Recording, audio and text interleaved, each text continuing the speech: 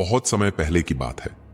कपिलवस्तु राज्य में शांति और समृद्धि का साम्राज्य था। वहीं एक छोटा सा गांव था, शांत, हरियाली से भरपूर, जहां किसान अपने खेतों में काम करते थे, बच्चे तालाबों में खेलते थे और वृद्ध वृक्षों की छाया में बोध और अनुभव की बातें करते थे। उसी गांव में एक निर्धन ब्राह्मण रहता था। उसका नाम था सुदर्शन। उसका जीवन कठिनाइयों से भरा हुआ था, पर उसका मन सरल, भावुक और सच्चा था।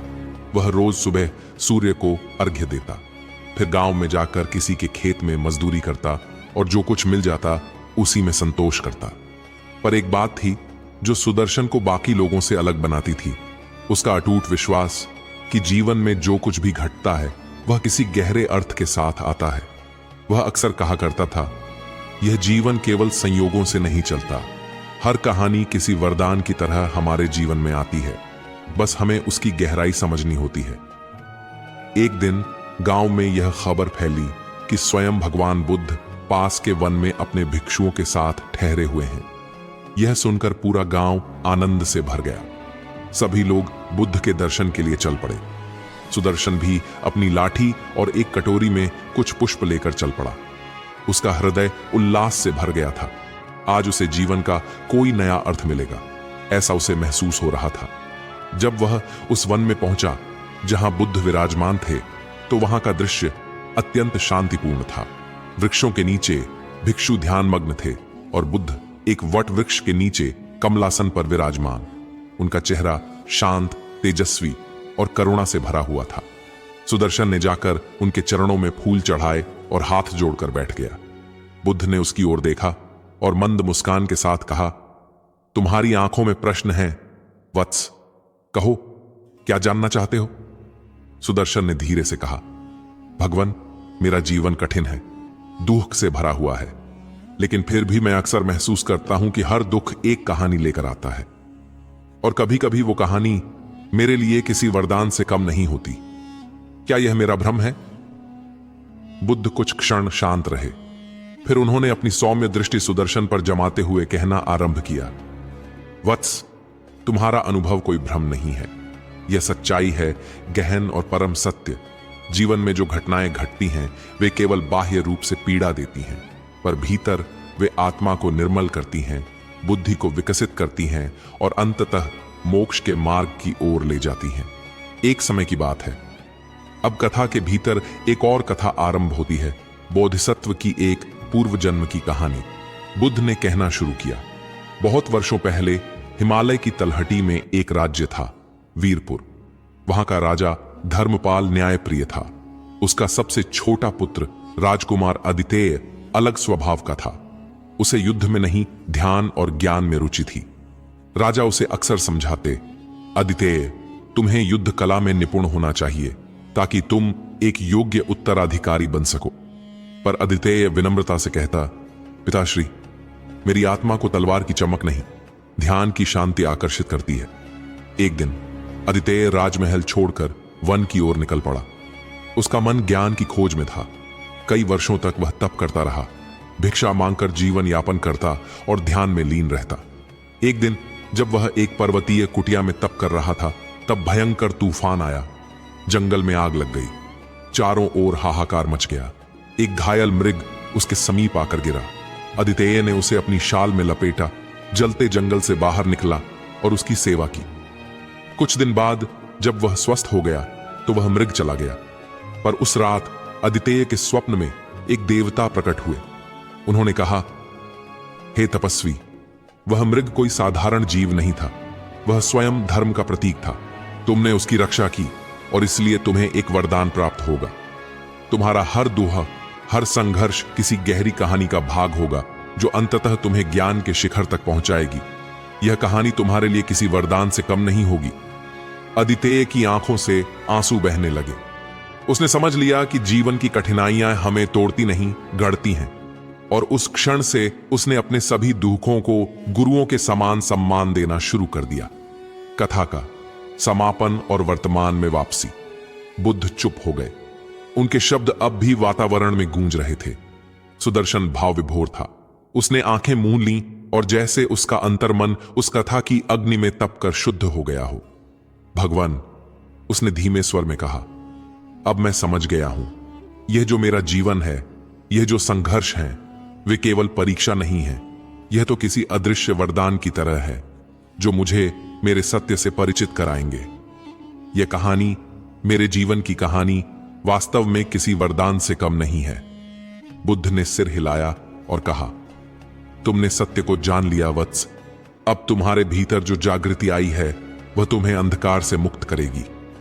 उस दिन से सुदर्शन का जीवन बदल गया।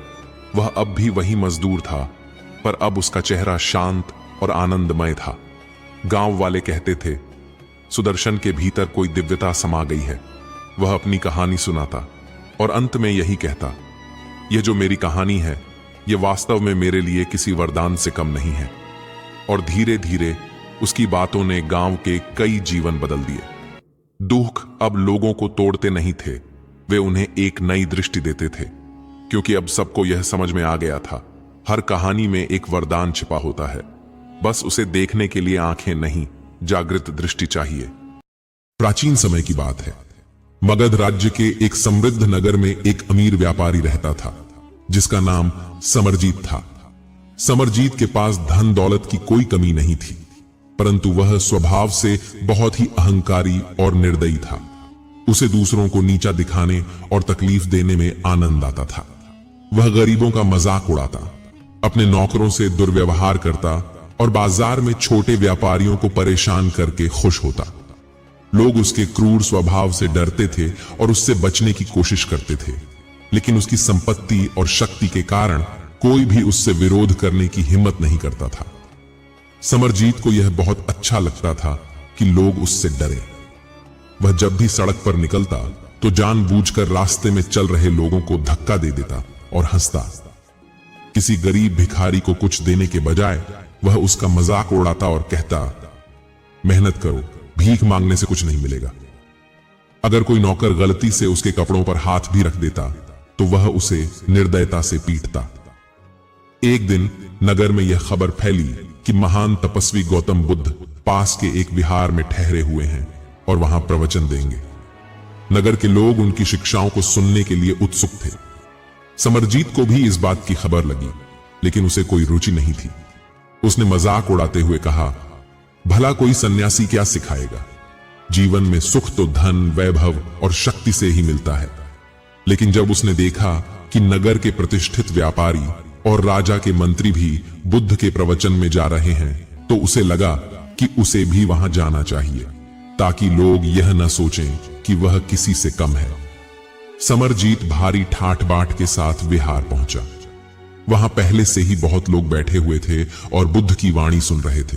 उन्होंने कहा, क्रोध, अहंकार और दूसरों को दुख देने की प्रवृत्ति आत्मा को कमजोर बनाती है। सच्चा आनंद दूसरों को सुख देने में है, न कि उन्हें पीड़ा देने में। समरजीत ने यह सुना और हंसते हुए कहा, महाराज, क्या सच में दूसरों को सुख देने से आनंद मिलता है? मुझे तो दूसरों को सताने में ही आनंद आता है। जब मैं किसी का अपमान करता हूं तो मुझे खुशी मिलती है। जब मैं किसी को रुलाता हूं तो मुझे ताकत का एहसास होता है। आपकी बातें मेरे लिए निरर्थक हैं। बुद्ध ने शांत भाव से उसकी ओर देखा और मुस्कुराए। उन्होंने कहा, ठीक है, मैं तुम्हें एक प्रश्न पूछता हूं। यदि कोई व्यक्ति तुम्हें एक उपहार दे और तुम उसे स्वीकार न करो, तो वह उपहार किसके पास रहेगा? समरजीत ने उत्तर दिया, स्वाभाविक है, वह उपहार उसी व्यक्ति के पास रहेगा जिसने उसे दिया था। बुद्ध ने पुनः मुस्कुराते हुए कहा, ठीक वैसे ही, जब तुम किसी को क्रोध, अपमान और पीड़ा का उपहार देते हो और यदि वह उसे स्वीकार न करे, तो वह तुम्हारे पास ही रहेगा। तुम जिस पीड़ा को दूसरों को देने का प्रयास करते हो, वह वास्तव में तुम्हारे ही भीतर रहती है। यही कारण है कि तुम कभी भी वास्तव में शांत और संतुष्ट महसूस नहीं करते। तुम्हारी खुशी दूसरों को दुखी करने पर टिकी हुई है, लेकिन क्या तुमने कभी यह सोचा है कि यह खुशी कितनी अस्थायी है? तुम्हारे पास सब कुछ है, लेकिन फिर भी तुम्हें भीतर से सच्ची शांति नहीं मिली। बुद्ध की बातें सुनकर समरजीत कुछ पल के लिए चुप हो गया। उसने कभी इस दृष्टिकोण से सोचा ही नहीं था। वह हमेशा दूसरों को तकलीफ देकर प्रसन्न होता था, लेकिन यह पहली बार था जब किसी ने यह बताया कि वह जो भी नकारात्मकता दूसरों को दे रहा था वह वास्तव में उसी के भीतर बनी रहती थी। लेकिन समरजीत अपने अहंकार के कारण तुरंत हार मानने वालों में से नहीं था। उसने बुद्ध से कहा, आपकी बातें दिलचस्प हैं, लेकिन जीवन में शक्ति और संपत्ति ही सबसे महत्वपूर्ण चीजें हैं। जो कमजोर होते हैं वे ही दयालुता की बातें करते हैं। बुद्ध ने मुस्कुराते हुए एक और कहानी सुनाई। एक राजा था जिसके पास अपार धन दौलत थी, लेकिन वह हमेशा क्रोधित रहता था। उसके पास सब कुछ था, परंतु रात को वह चैन से सो नहीं पाता था। एक दिन उसने देखा कि एक गरीब आदमी सड़क किनारे एक वृक्ष के नीचे लेटा हुआ गहरी नींद में सो रहा था। राजा को यह देखकर आश्चर्य हुआ कि जिसके पास कुछ भी नहीं था वह इतने आनंद से सो रहा था, और जिसके पास सब कुछ था वह बेचैन था। राजा ने समझा कि सच्ची शांति बाहरी चीजों में नहीं बल्कि आंतरिक संतोष में होती है। समरजीत को अब धीरे धीरे यह एहसास होने लगा कि उसके पास सब कुछ होते हुए भी उसे कभी वास्तविक संतोष नहीं मिला। वह हर समय दूसरों को सताने में लगा रहता था, लेकिन आज पहली बार उसे यह महसूस हुआ कि शायद यही कारण था कि वह स्वयं भी भीतर से अशांत था। समरजीत ने बुद्ध से पूछा, यदि मैंने जीवन भर केवल दूसरों को दुख दिया है तो क्या अब भी मेरे लिए सुधार की कोई संभावना है? बुद्ध ने उत्तर दिया, हर व्यक्ति के लिए सुधार संभव है यदि वह वास्तव में परिवर्तन चाहता है। जल को गंदा करने में एक पल लगता है, लेकिन यदि तुम धीरे धीरे स्वच्छ जल उसमें मिलाते जाओ तो एक दिन वह पूरी तरह निर्मल हो जाता है। ठीक वैसे ही यदि तुम धीरे धीरे अपनी बुरी आदतें छोड़कर अच्छे कर्म करने लगो तो तुम्हारा हृदय भी शुद्ध हो जाएगा। समरजीत ने यह सुना और उसने निश्चय किया कि वह अपने जीवन को बदलने का प्रयास करेगा। उसने सबसे पहले अपने नौकरों से क्षमा मांगी और उनके साथ सम्मान से पेश आने लगा। उसने गरीबों को दान देना शुरू किया, लेकिन यह भी समझा कि केवल दान देना ही पर्याप्त नहीं है, बल्कि उन्हें आत्मनिर्भर बनाना भी महत्वपूर्ण है। कुछ महीनों में ही उसका व्यवहार बदल गया। लोग जो पहले उससे डरते थे अब उसे सम्मान देने लगे। वह धीरे धीरे समझ गया कि सच्चा आनंद दूसरों को सताने में नहीं बल्कि उन्हें खुश करने में है। समय बीतता गया और समरजीत अब पहले जैसा निर्दयी व्यक्ति नहीं रहा। वह पहले दूसरों को दुख देकर खुश होता था, लेकिन अब उसे दूसरों की मदद करके सच्ची खुशी मिलती थी।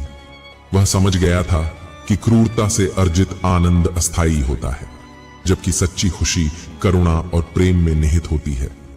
गौतम बुद्ध की शिक्षा ने उसका जीवन बदल दिया था। अब जब भी कोई उसे देखता तो वह पहले की तरह डरता नहीं था, बल्कि उसकी ओर आदर और प्रेम से देखता था। यह देखकर समरजीत को वह आनंद मिलता था जो उसे पहले कभी नहीं मिला था। इस प्रकार अहंकारी और निर्दयी समरजीत करुणा और प्रेम का अनुयायी बन गया और उसने सच्ची शांति प्राप्त की। चलिए अब आज की अंतिम कहानी की तरफ बढ़ते हैं। नमस्कार दोस्तों, अकेला व्यक्ति हर बार यूट्यूब चैनल में आपका दिल से स्वागत है। तो ज्यादा समय न लेते हुए शुरू करते हैं। मानवता की बर्बादी के 7 कारणों पर आधारित एक प्रेरणादायक कहानी प्रस्तुत है। इस कहानी में उन कारणों का वर्णन किया गया है जो मानवता के पतन का कारण बनते हैं। इसमें हर कारण को स्पष्ट रूप से दिखाया गया है। साथ ही यह भी बताया गया है कि कैसे हमें इन कारणों से बचकर जीवन में सच्चे मार्ग पर चलना चाहिए। बहुत समय पहले की बात है। एक छोटे से गांव में एक व्यक्ति रहा करता था। वह व्यक्ति बहुत ही दयालु और सरल स्वभाव का था। उसका नाम सुशोधन अमर था। सुशोधन के मन में सच्चाई और अच्छाई की गहरी समझ थी। वह हमेशा दूसरों की मदद करने में विश्वास करता था और गांव के सभी लोग उसे सम्मान की नजरों से देखते थे। लेकिन एक दिन सुशोधन ने देखा कि उसका गांव बदलने लगा है। लोग अब पहले की तरह अच्छे नहीं रहे थे। एक अजीब सा बदलाव उस छोटे से गांव को घेर रहा था। लोगों की आंखों में पहले जैसी सादगी और प्यार नहीं था। एक दिन सुशोधन ने सोचा, क्या कारण है कि गांव में यह बदलाव आ रहा है? तभी एक बूढ़े संत से उसकी मुलाकात हुई, जिनका नाम देवाचार्य ने सुशोधन से कहा, बेटे, मानवता के पतन के कई कारण हैं जो समय के साथ होते जाते हैं। अगर तुम इन कारणों को समझ पाओ तो तुम अपने गांव और समाज को फिर से संजीवित कर सकते हो। संत के शब्दों ने सुशोधन को प्रेरित किया। उसने तय किया कि वह इन 7 कारणों को समझेगा और गांव के लोगों को इनसे बचने के लिए जागरूक करेगा। पहला कारण, स्वार्थी प्रवृत्तियां। सुशोधन ने देखा कि गांव के लोग अब केवल अपने स्वार्थ के बारे में सोचने लगे थे। पहले लोग एक दूसरे की मदद करते थे, लेकिन अब हर कोई अपनी ही दुनिया में खो गया था। उन्होंने दूसरों की परेशानियों पर ध्यान देना छोड़ दिया था। संत देवाचार्य ने सुशोधन से कहा, स्वार्थी प्रवृत्तियां मानवता के पतन का पहला कारण है। जब लोग केवल अपने स्वार्थ में उलझे रहते हैं तो वे दूसरों के दुख दर्द को महसूस नहीं कर पाते। यही स्वार्थ दूसरों के साथ नफरत, दुश्मनी और ईर्ष्या को जन्म देता है। सुशोधन ने ठान लिया कि वह इस स्वार्थी प्रवृत्ति को गांव में फैलने नहीं देगा। वह सबको समझाने के लिए तैयार हो गया। दूसरा कारण, अहंकार और घमंड। सुशोधन ने देखा कि कुछ लोग अपने पद और प्रतिष्ठा के कारण अहंकार में डूबे हुए थे। वे खुद को दूसरों से श्रेष्ठ मानते थे और अपने आसपास के लोगों को तुच्छ समझते थे। देवाचार्य ने कहा, अहंकार और घमंड मानवता को नष्ट कर देते हैं। जब लोग अपने अहंकार में जीते हैं तो वे न केवल दूसरों के साथ गलत करते हैं, बल्कि खुद की आत्मा का भी उल्लंघन करते हैं। सुशोधन ने समझाया कि अगर हम विनम्र रहकर दूसरों का सम्मान करें तो समाज में शांति और सद्भाव रहेगा। तीसरा कारण, अनैतिकता और भ्रष्टाचार। गांव में अब कुछ लोग दूसरों से ज्यादा लाभ लेने के लिए अनैतिक तरीके अपना रहे थे। भ्रष्टाचार ने यहां अपनी जड़ें फैलानी शुरू कर दी थी। देवाचार्य ने कहा, जब लोग अपनी नैतिकता और ईमानदारी खो देते हैं तो वे समाज के लिए खतरा बन जाते हैं। भ्रष्टाचार से न केवल व्यक्तिगत जीवन प्रभावित होता है, बल्कि समाज में विश्वास का भी ह्रास होता है। सुशोधन ने इस पर विचार किया और लोगों को समझाया कि अगर हम ईमानदारी से काम करेंगे तो समाज में हर कोई तरक्की करेगा। चौथा कारण, बुरी संगत। सुशोधन ने देखा कि कुछ लोग बुरी संगत में फंस गए थे।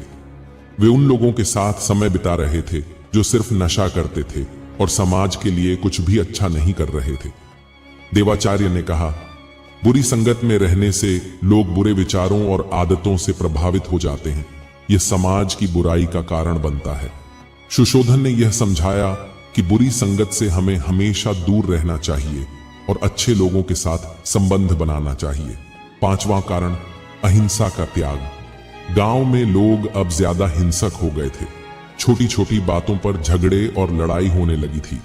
देवाचार्य ने कहा, अहिंसा का त्याग करना समाज के लिए बहुत ही खतरनाक होता है।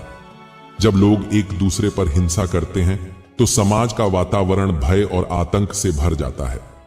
सुशोधन ने गांव वालों को समझाया कि हमें किसी भी परिस्थिति में हिंसा से बचना चाहिए और शांति से सभी समस्याओं का समाधान करना चाहिए। छठा कारण, शिक्षा का अभाव। गांव में लोग अब पढ़ाई लिखाई को महत्व नहीं दे रहे थे। शिक्षा का स्तर गिरता जा रहा था। देवाचार्य ने कहा, शिक्षा के बिना समाज का विकास नहीं हो सकता। जब लोग अपने बच्चों को शिक्षा नहीं देते तो वे केवल अंधकार में जीते हैं। सुशोधन ने लोगों से अपील की कि वे अपने बच्चों को अच्छी शिक्षा दें ताकि वे समाज में सकारात्मक बदलाव ला सकें। सातवां कारण, धार्मिक आस्थाओं का कमजोर होना। सुशोधन ने देखा कि लोग अब धार्मिक आस्थाओं को कमजोर करने लगे थे। पूजा पाठ और धार्मिक कर्मकांडों में भाग लेना बहुत कम हो गया था। देवाचार्य ने कहा, जब लोगों की धार्मिक आस्थाएं कमजोर हो जाती हैं तो वे जीवन के उद्देश्य को भूल जाते हैं। यह समाज के लिए बहुत ही खतरनाक होता है। सुशोधन ने गांव वालों को समझाया कि हमें अपने धर्म और आस्थाओं को मजबूत करना चाहिए ताकि हम सच्चे मार्ग पर चल सकें।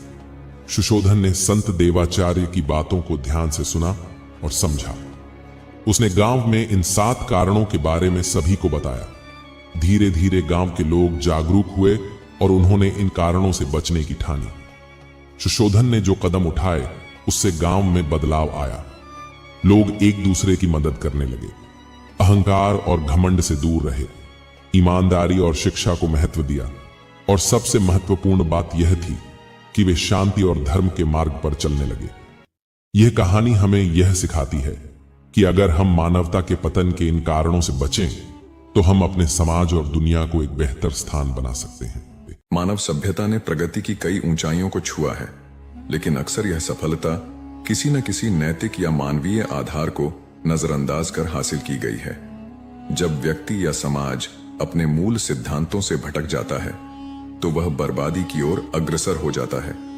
गौतम बुद्ध ने हजारों वर्ष पहले मनुष्य की बर्बादी के उन 7 कारणों की पहचान की थी जो आज भी उतने ही प्रासंगिक हैं। ये 7 कारण हैं: सिद्धांतों के बिना राजनीति, श्रम के बिना धन, विवेक के बिना सुख, चरित्र के बिना ज्ञान, नैतिकता के बिना व्यापार, मानवीयता के बिना विज्ञान और त्याग के बिना पूजा। ये केवल शब्द नहीं बल्कि चेतावनी है।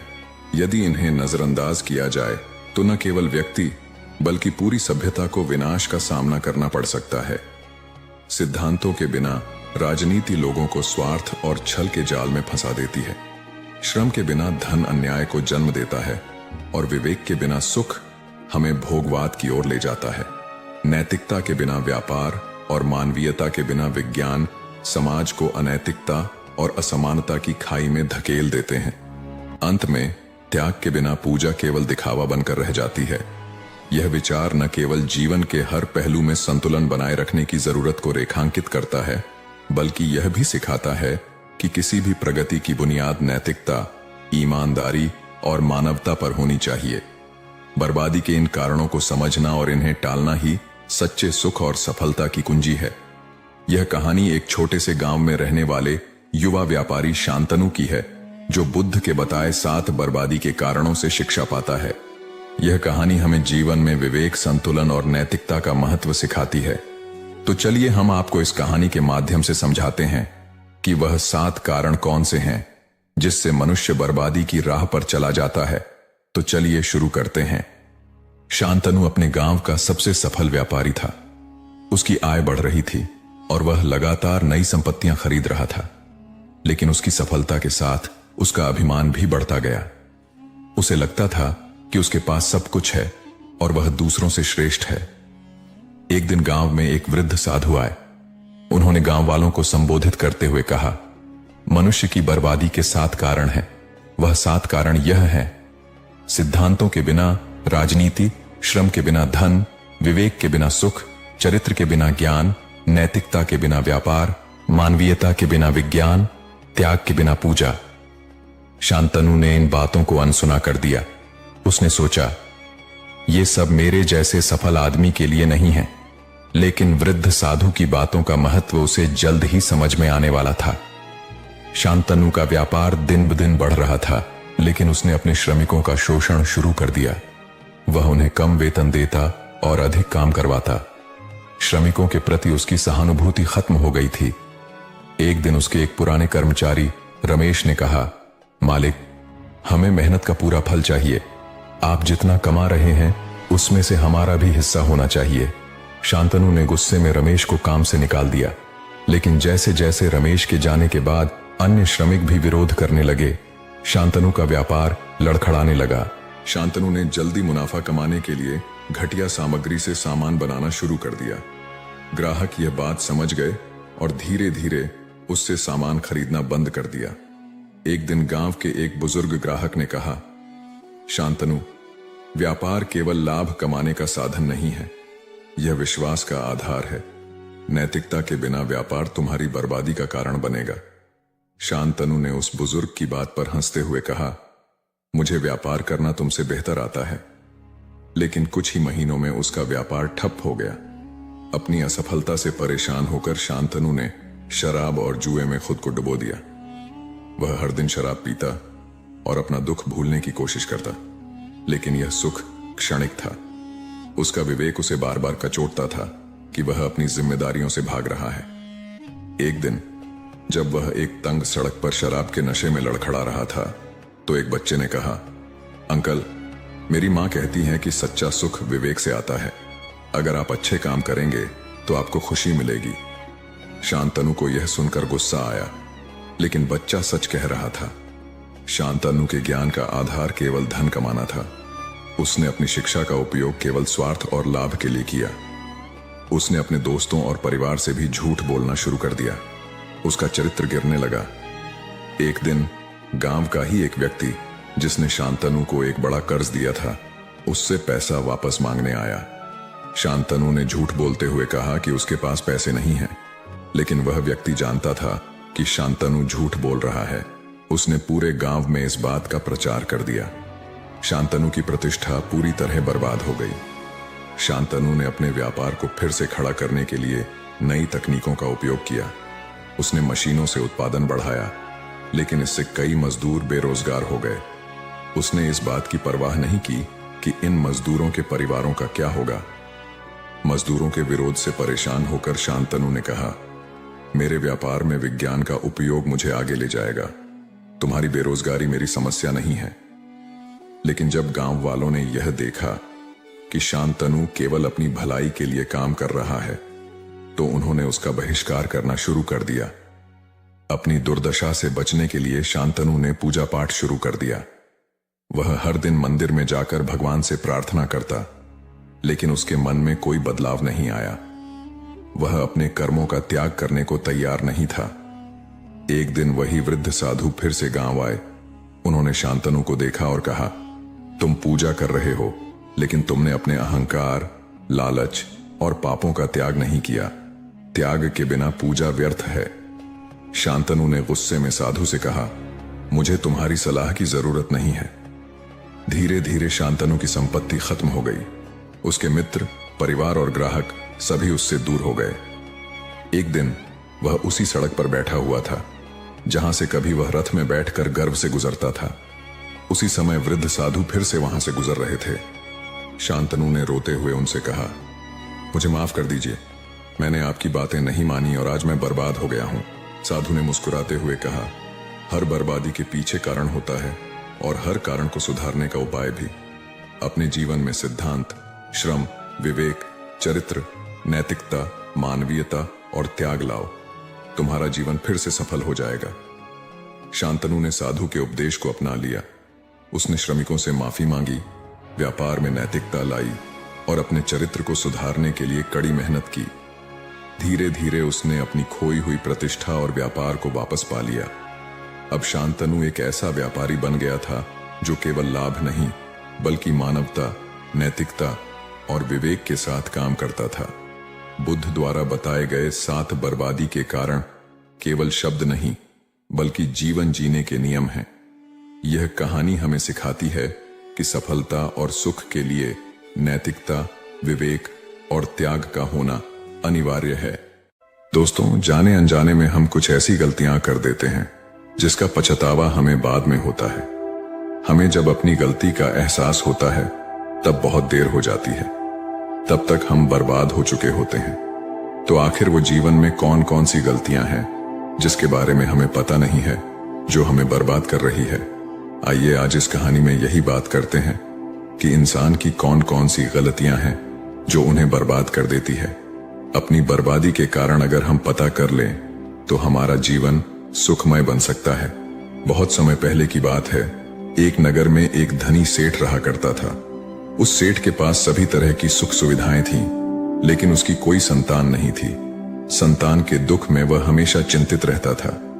फिर एक दिन उसे पता चलता है कि उसकी पत्नी गर्भवती है। वह बहुत प्रसन्न हो जाता है। फिर उसने अपनी पत्नी का खूब ख्याल रखा। ऐसे में एक दिन उसके घर पर एक पुत्र का जन्म होता है। सेठ पुत्र के जन्म पर बहुत ही प्रसन्न था। उसने पूरे नगर में मिठाई बंटवाई और उसकी खुशी का कोई ठिकाना न था। देखते ही देखते उसका पुत्र बड़ा हो गया और सेठ ने अपने पुत्र को गुरुकुल भेजने का निर्णय किया ताकि वो पढ़ लिख कर एक विद्वान बन सके। अभी उसके पुत्र की उम्र ज्यादा नहीं हुई थी, लेकिन उसने छोटी ही उम्र में अपने पुत्र को गुरुकुल भेज दिया। गुरुकुल में वो बालक अच्छे से शिक्षा ग्रहण करता, अपने गुरु की सभी आज्ञाओं का पालन करता। ऐसे में वह बालक वहां का सबसे होनहार विद्यार्थी बन गया। गुरुकुल में उस बालक ने सारे वेद, पुराण और शास्त्रों का अध्ययन किया और बहुत बड़ा विद्वान बन गया। गुरु भी उस बालक से बहुत ही प्रसन्न थे कि उसने छोटी सी ही उम्र में सारा ज्ञान अर्जित कर लिया। लेकिन वो कहते हैं, न समय कब बदल जाए किसी को पता नहीं रहता है। ऐसे ही एक दिन किसी प्राकृतिक आपदा की वजह से उसके माता पिता की मृत्यु हो गई, और जब उसके माता पिता की मृत्यु हुई तब तक उस बालक की शिक्षा पूर्ण नहीं हुई थी। और जब उस बालक ने इस खबर को सुना कि उसके माता पिता इस दुनिया में नहीं रहे और उनका सब कुछ बर्बाद हो चुका है, तो उस बालक का इस सांसारिक मोह माया से मन उठ गया। उसके बाद उस बालक ने निश्चय किया कि वो गुरुकुल से शिक्षा पूर्ण करने के बाद अपना संपूर्ण जीवन लोगों की भलाई में व्यतीत कर देगा। और जब उस बालक की शिक्षा पूर्ण हो गई, उसके बाद वो बालक सन्यासी बन गया और वह सांसारिक वस्तुओं से दूर हिमालय की जंगल में चला गया। वन में जाकर उसने लंबे समय तक तपस्या की। तपस्या पूर्ण करने के बाद उस सन्यासी ने लोगों को शिक्षा देना प्रारंभ कर दिया।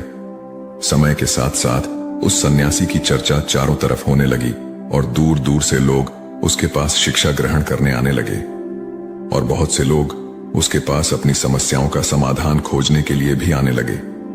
सन्यासी सभी लोगों की समस्याएं बड़ी आसानी से सुलझा देता, जिस वजह से वो पूरे राज्य में मशहूर हो गया था। लेकिन जिस नगर में वो रहता था, उस नगर का राजा एक क्रूर व्यक्ति था। जब राजा को उस सन्यासी के बारे में पता चला तो उस राजा ने उससे मिलने का निश्चय किया। अगली सुबह राजा अपने महल से निकलकर उस सन्यासी से मिलने के लिए निकल गया और फिर सन्यासी के कुटिया के बाहर पहुंच गया। वहां पहुंचकर जब राजा ने उस सन्यासी को देखा, तब राजा उस सन्यासी को देखता ही रह गया। उसके चेहरे पर एक अलग ही तेज था। जब वो उस सन्यासी के पास पहुंचा, तब राजा को अपार शांति का अनुभव हुआ। उस राजा ने सन्यासी को प्रणाम किया और उनके पास ही बैठ गया और उनसे वार्तालाप करने लगा। वो राजा पहली ही मुलाकात में उस सन्यासी के व्यक्तित्व से इतना प्रभावित हुआ कि उसने उसी समय से अच्छाई की राह पर चलने की ठान ली और मन ही मन सोचने लगा कि इतनी छोटी सी मुलाकात में यह सन्यासी मुझे इतना बदल सकता है, तो अगर यह हमेशा मेरे साथ ही रहने लगे तो मेरी तो जिंदगी ही बदल जाएगी। और यही सोचकर राजा सन्यासी से महल चलने का आग्रह करने लगा। राजा का आग्रह सुनकर सन्यासी मना नहीं कर पाया और वह राजमहल चलने को तैयार हो गए। फिर राजा सन्यासी को लेकर राजमहल की ओर चल दिया। राजमहल पहुंचने पर राजा ने सन्यासी का खूब आदर सत्कार किया और उसके बाद राजा ने सन्यासी को एक सही कमरे में भोजन करवाया। भोजन के बाद सन्यासी ने राजा को धन्यवाद कहा और राजा से जाने की अनुमति मांगी। यह सुनकर राजा ने कहा कि आप हमारे बगीचे में जब तक चाहे रह सकते हैं। आपको यहाँ पर किसी भी प्रकार की असुविधा नहीं होगी और आप यहाँ रहेंगे तो हमारे प्रजा को भी अच्छा लगेगा और हमें भी अच्छा लगेगा। यह सुनकर सन्यासी ने राजा का प्रस्ताव स्वीकार कर लिया। उसके बाद राजा ने सेवकों से कहा कि सन्यासी महाराज के लिए बगीचे में रहने का, खाने का, वस्त्र इत्यादि का प्रबंध किया जाए। राजा की आज्ञा के अनुसार सेवकों ने एक सुंदर कुटिया का निर्माण कर दिया। उसके बाद वह सन्यासी उसी कुटिया में रहने लगे। सन्यासी को उस कुटिया में रहते रहते कई साल बीत गए और इस दौरान राजा ने उनकी खूब सेवा की। एक बार एक आवश्यक काम की वजह से राजा और रानी को किसी दूसरे राज्य में जाना पड़ा, इसलिए उन्होंने एक सेवादार को सन्यासी की सेवा में नियुक्त कर दिया। पर वो सेवादार राजा के जाने के बाद बीमार पड़ गया और अपने घर चला गया और कभी लौटकर वापस नहीं आया। ऐसे में राजा जब वापस आया तो सन्यासी क्रोध के मारे उस राजा को बहुत कुछ सुनाया और राजा से कहा कि हे राजन, जो जिम्मेदारी तुम पूरा नहीं कर सकते तो उसे उठाते ही क्यों हो। तब राजा ने सन्यासी से क्षमा मांगते हुए कहा, हे गुरुदेव, यदि मुझसे कोई भूल हो गई हो तो उसके लिए मैं आपसे क्षमा मांगता हूं। मुझे क्षमा कर दीजिए और आप अपना क्रोध शांत कीजिए और कृपा करके बताइए कि आपको क्या कष्ट हुआ है। यह सुनकर उस सन्यासी ने कहा कि तुम्हारे जाने के बाद मुझे यहां पर किसी ने भोजन नहीं दिया और मैं बहुत दिनों तक भूखा ही रहा। मुझे यहां पर आकर किसी ने पूछा तक नहीं कि मैं किस हाल में हूं। यह सुनकर राजा ने सन्यासी से फिर से क्षमा मांगे और कहा, हे गुरुदेव, आज के बाद ऐसी कोई गलती नहीं होगी। और इसके बाद मामला शांत हो गया। जब राजा और सन्यासी के बीच वार्तालाप हो रही थी, तब रानी भी ये सारी बातें चुपके से सुन रही थी और सब कुछ देख रही थी। उसके बाद राजा ने उस सन्यासी को कोई भी शिकायत का मौका नहीं दिया और उसकी खूब सेवा की। परंतु कुछ दिनों बाद राजा को फिर किसी आवश्यक कार्य से अपने राज्य से बाहर जाना पड़ा। लेकिन इस बार राजा ने राज्य से बाहर जाने से पहले अपने रानी को कहा कि जब तक मैं नहीं आऊं तब तक आप स्वयं सन्यासी की देखभाल करोगी। यह सुनकर रानी ने कहा कि जी महाराज, आप निश्चिंत होकर जाइए, मैं सन्यासी महाराज की अच्छे से सेवा करूंगी। उसके बाद रानी हर रोज भोजन बनाकर सन्यासी को भेज देती थी। लेकिन एक दिन रानी नहाने के लिए चली गई और सन्यासी को भोजन देना भूल गई। सन्यासी ने काफी देर तक भोजन का इंतजार किया, लेकिन जब भोजन नहीं आया तो सन्यासी सोच में पड़ गया कि आज खाना क्यों नहीं आया। उसके बाद सन्यासी ने सोचा कि वो खुद महल में जाकर देखेगा कि आखिर अब तक खाना क्यों नहीं आया, और फिर वह महल पहुंच गया। जब वो महल के अंदर दाखिल हुआ, वहां उसकी नजर रानी पर पड़ी। रानी के लंबे लंबे घने काले बाल जो कि उसके कमर पर लहरा रही थीं, उसकी कजरारी आंखें जो देखने मात्र से किसी को भी घायल कर दे, उसकी हिरनी जैसी चाल। रानी के इतने सुंदर रूप को देखकर सन्यासी चकित हो गया और रानी की सुंदरता सन्यासी के मन में घर कर गई और वह वहां से बिना कुछ कहे ही अपनी कुटिया में लौट आया। सन्यासी रानी के रूप की सुंदरता को भुला ना सका और वह खाना पीना छोड़कर अपनी कुटिया में पड़ा रहा। सन्यासी अपने विचारों के चलते कई दिनों तक कुछ नहीं खाया, जिस वजह से वो बहुत कमजोर हो गया। फिर कुछ समय बाद राजा वापस लौटे और जब उन्हें सन्यासी की हालत का पता चला तो वह सीधे सन्यासी से मिलने उनके कुटिया के पास पहुंच गए और बोले कि हे गुरुदेव, क्या बात है, आपको क्या हो गया है और आप इतने कमजोर कैसे हो गए? आखिर आपको किस बात की चिंता है? किस गहरी सोच में डूबे हुए हो? क्या मुझसे कोई भूल हो गई है? तब सन्यासी ने कहा कि नहीं राजन, आपसे कोई भूल नहीं हुई है। यह सुनकर राजा ने कहा, तो फिर आखिर क्या बात है, आप मुझे बताइए, मैं आपकी परेशानी जरूर हल करूंगा। यह सुनकर सन्यासी ने राजा से कहा कि हे राजन, मैं आपके रानी की अद्भुत सुंदरता को देखकर उनके विचारों में खो गया हूं और अब मैं रानी के बिना जिंदा भी नहीं रह सकता। यह बातें सुनकर राजा हैरान रह गया और कुछ देर सोचने के बाद राजा ने उस सन्यासी से कहा, मैं आपको रानी दे दूंगा। यह बात सुनते ही सन्यासी बहुत प्रसन्न हो गया। फिर राजा सन्यासी को लेकर महल चले गए और जब राजा सन्यासी को लेकर महल पहुंचे, उस दिन रानी ने सबसे सुंदर वस्त्र पहनी हुई थी। फिर राजा रानी के पास पहुंचे और रानी से कहा कि आपको इस सन्यासी की मदद करनी चाहिए। यह बहुत कमजोर पड़ गए हैं और मैं नहीं चाहता कि किसी ज्ञानी पुरुष की हत्या का कलंक मेरे सर पर लगे। उसके बाद राजा ने रानी से पूछा कि क्या आप इस कलंक को अपने सिर लेना चाहेंगे? राजा की यह बात सुनकर रानी ने राजा से पूछा कि आखिर इस सन्यासी के दुख का कारण क्या है? तब राजा ने रानी से कहा कि सन्यासी आपके अद्भुत सुंदरता के दीवाने हो गए हैं। राजा की यह बात सुनकर रानी ने कहा, राजन आप चिंता न करें, अब आप सब कुछ मेरे ऊपर छोड़ दीजिए। मुझे पता है कि मुझे अब क्या करना है। उससे आपके ऊपर न तो सन्यासी के हत्या का पाप लगेगा और न ही उससे मेरी पवित्रता का नाश होगा। रानी की यह बात सुनकर राजा ने रानी को सन्यासी को सौंप दिया। उसके बाद सन्यासी रानी को लेकर कुटिया में पहुंचे। कुटिया के अंदर दाखिल होकर रानी ने सन्यासी से कहा कि हमें रहने के लिए घर चाहिए, हम इस झोपड़ी में नहीं रह सकते। यह सुनकर सन्यासी राजा के पास गया और राजा से जाकर बोला कि हे राजन, हमें रहने के लिए एक घर चाहिए। सन्यासी की बात सुनकर राजा ने उनके लिए घर का प्रबंध कर दिया। फिर सन्यासी रानी को लेकर घर पहुंचा। जब रानी सन्यासी के साथ उस घर पर पहुंची, तब रानी ने कहा कि यह घर तो बहुत गंदा है और इसकी हालत बहुत खराब है, मैं इस घर में नहीं रह सकती। यह सुनकर फिर से वो सन्यासी राजा के पास गया और राजा के पास जाकर बोला, हे राजन, आपने जो हमें घर दिया है उस घर की हालत बहुत खराब है। सन्यासी की बात सुनकर राजा ने घर की हालत ठीक करवा दी। उसके बाद फिर रानी घर के अंदर गई और नहा धोकर बिस्तर पर आ गई। फिर सन्यासी भी बिस्तर पर आ गया। फिर उसके बाद रानी ने सन्यासी से कहा कि आपको पता है आप कौन हैं और अब आप क्या बन गए हैं? आप एक महान सन्यासी थे जिसके लिए राजा स्वयं सारी सुविधाएं उपलब्ध कराते थे।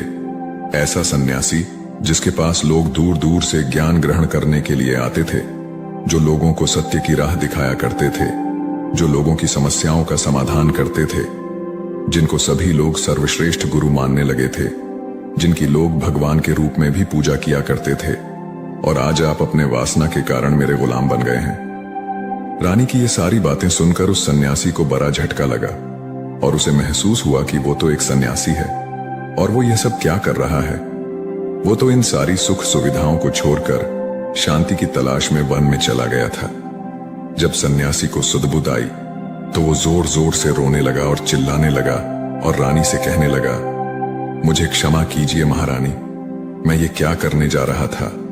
मैं अभी इसी वक्त आपको राजा के पास सौंप कर आता हूं। सन्यासी की यह बात सुनकर रानी ने सन्यासी से प्रश्न किया कि हे गुरुदेव, मेरे मन में भी एक प्रश्न उठ रहा है, कृपया मेरे प्रश्न का उत्तर दीजिए। रानी की यह बात सुनकर सन्यासी ने कहा, पूछो, तुम्हारा क्या प्रश्न है। फिर रानी ने कहा, जब आपको उस दिन भोजन नहीं मिला तो आप बहुत क्रोधित हो गए थे। तब मैंने आपका यह रूप पहली बार देखा था और तभी से मैं आपके व्यवहार में परिवर्तन महसूस कर रही हूं। ऐसा क्यों हुआ गुरुदेव? आखिर आपको इतना क्रोध क्यों आया? आपने तो शांति की प्राप्ति कर ली थी। रानी की बातें सुनकर सन्यासी ने कहा कि जब मैं वन में था तो मुझे समय पर भोजन नहीं मिलता था, लेकिन जब मैं महल में आया तो महल में आने के बाद मुझे सारी सुख सुविधाएं प्राप्त हुई और फिर मैं इन सभी सुख सुविधाओं के आदी हो गया और मुझे इसके प्रति लगाव उत्पन्न हो गया और फिर मुझे इसको पाने का लालच उत्पन्न हो गया और जब मुझे यह नहीं मिला तो मेरे अंदर क्रोध उत्पन्न हो गया। फिर सन्यासी ने कहा, महारानी, अगर इच्छा पूरी ना हो तो क्रोध उत्पन्न होता है और अगर इच्छा पूरी हो जाए तो लालच बढ़ जाता है। सन्यासी ने आगे कहा, यह इच्छा की पूर्ति ही मुझे वासना के द्वार पर ले आई है और मैं आपके प्रति आकर्षित हो गया। इसके बाद वो सन्यासी रानी को लेकर राजा के पास पहुंचा और बोला, हे राजन, मुझे क्षमा कर दीजिए, मुझे अपनी गलती का एहसास हो गया है। ये लो आपकी रानी, मुझे यह सब नहीं चाहिए। मैं अपनी इच्छा में वशीभूत होकर यह गलत कार्य करने जा रहा था और अपने जीवन को बर्बाद कर रहा था, लेकिन अब मुझे सब कुछ समझ आ गया है। उसके बाद उस सन्यासी ने कहा कि हे राजन, मनुष्य की बर्बादी का कारण उसकी 4 आदतें बनती है और दुनिया के हर एक व्यक्ति के अंदर ये 4 अवगुण होते हैं, लेकिन जो व्यक्ति इन पर नियंत्रण पा लेता है वह दुख और परेशानियों से बच जाता है और वहीं जो व्यक्ति इन 4 दोषों पर नियंत्रण नहीं कर पाता है वो बर्बाद होने के कगार पर पहुंच जाता है। यह सुनकर राजा ने कहा, हे गुरुदेव, आप मुझे वह 4 आदतें बताइए जिससे मनुष्य की बर्बादी हो जाती है। फिर सन्यासी ने राजा को मनुष्यों को बर्बाद कर देने वाली 4 आदतों के बारे में बताया कि हे राजन, मनुष्यों को बर्बाद करने वाली पहली आदत है उसकी इच्छा, क्योंकि इच्छा ही दुनिया के हर एक व्यक्ति के अंदर पहला अवगुण होता है और जो व्यक्ति अपनी इच्छाओं को नियंत्रण में नहीं रख पाता है वह जीवन में किसी भी जगह सफल नहीं हो पाता है, क्योंकि जैसे ही उसकी एक इच्छा पूरी होती है वह दूसरे की ओर बढ़ाने लगता है और दूसरी पूरी होती है तो तीसरी इच्छा उसके मन में जागृत हो जाती है और फिर ऐसा करते करते इच्छाओं पर नियंत्रण न होने के कारण इंसान के मन में संतोष का भाव नहीं आ पाता है और इसी जाल में उलझा रहता है, दुखी रहता है। इसीलिए राजन, जब हम अपनी इच्छाओं पर नियंत्रण पा लेते हैं तो हम हमारे मन पर भी नियंत्रण कर लेते हैं और जब हमारा मन हमारे वश में होता है तो हमें सुख ही सुख की प्राप्ति होती है। फिर जो हम चाहते हैं वही हमारे साथ होता है।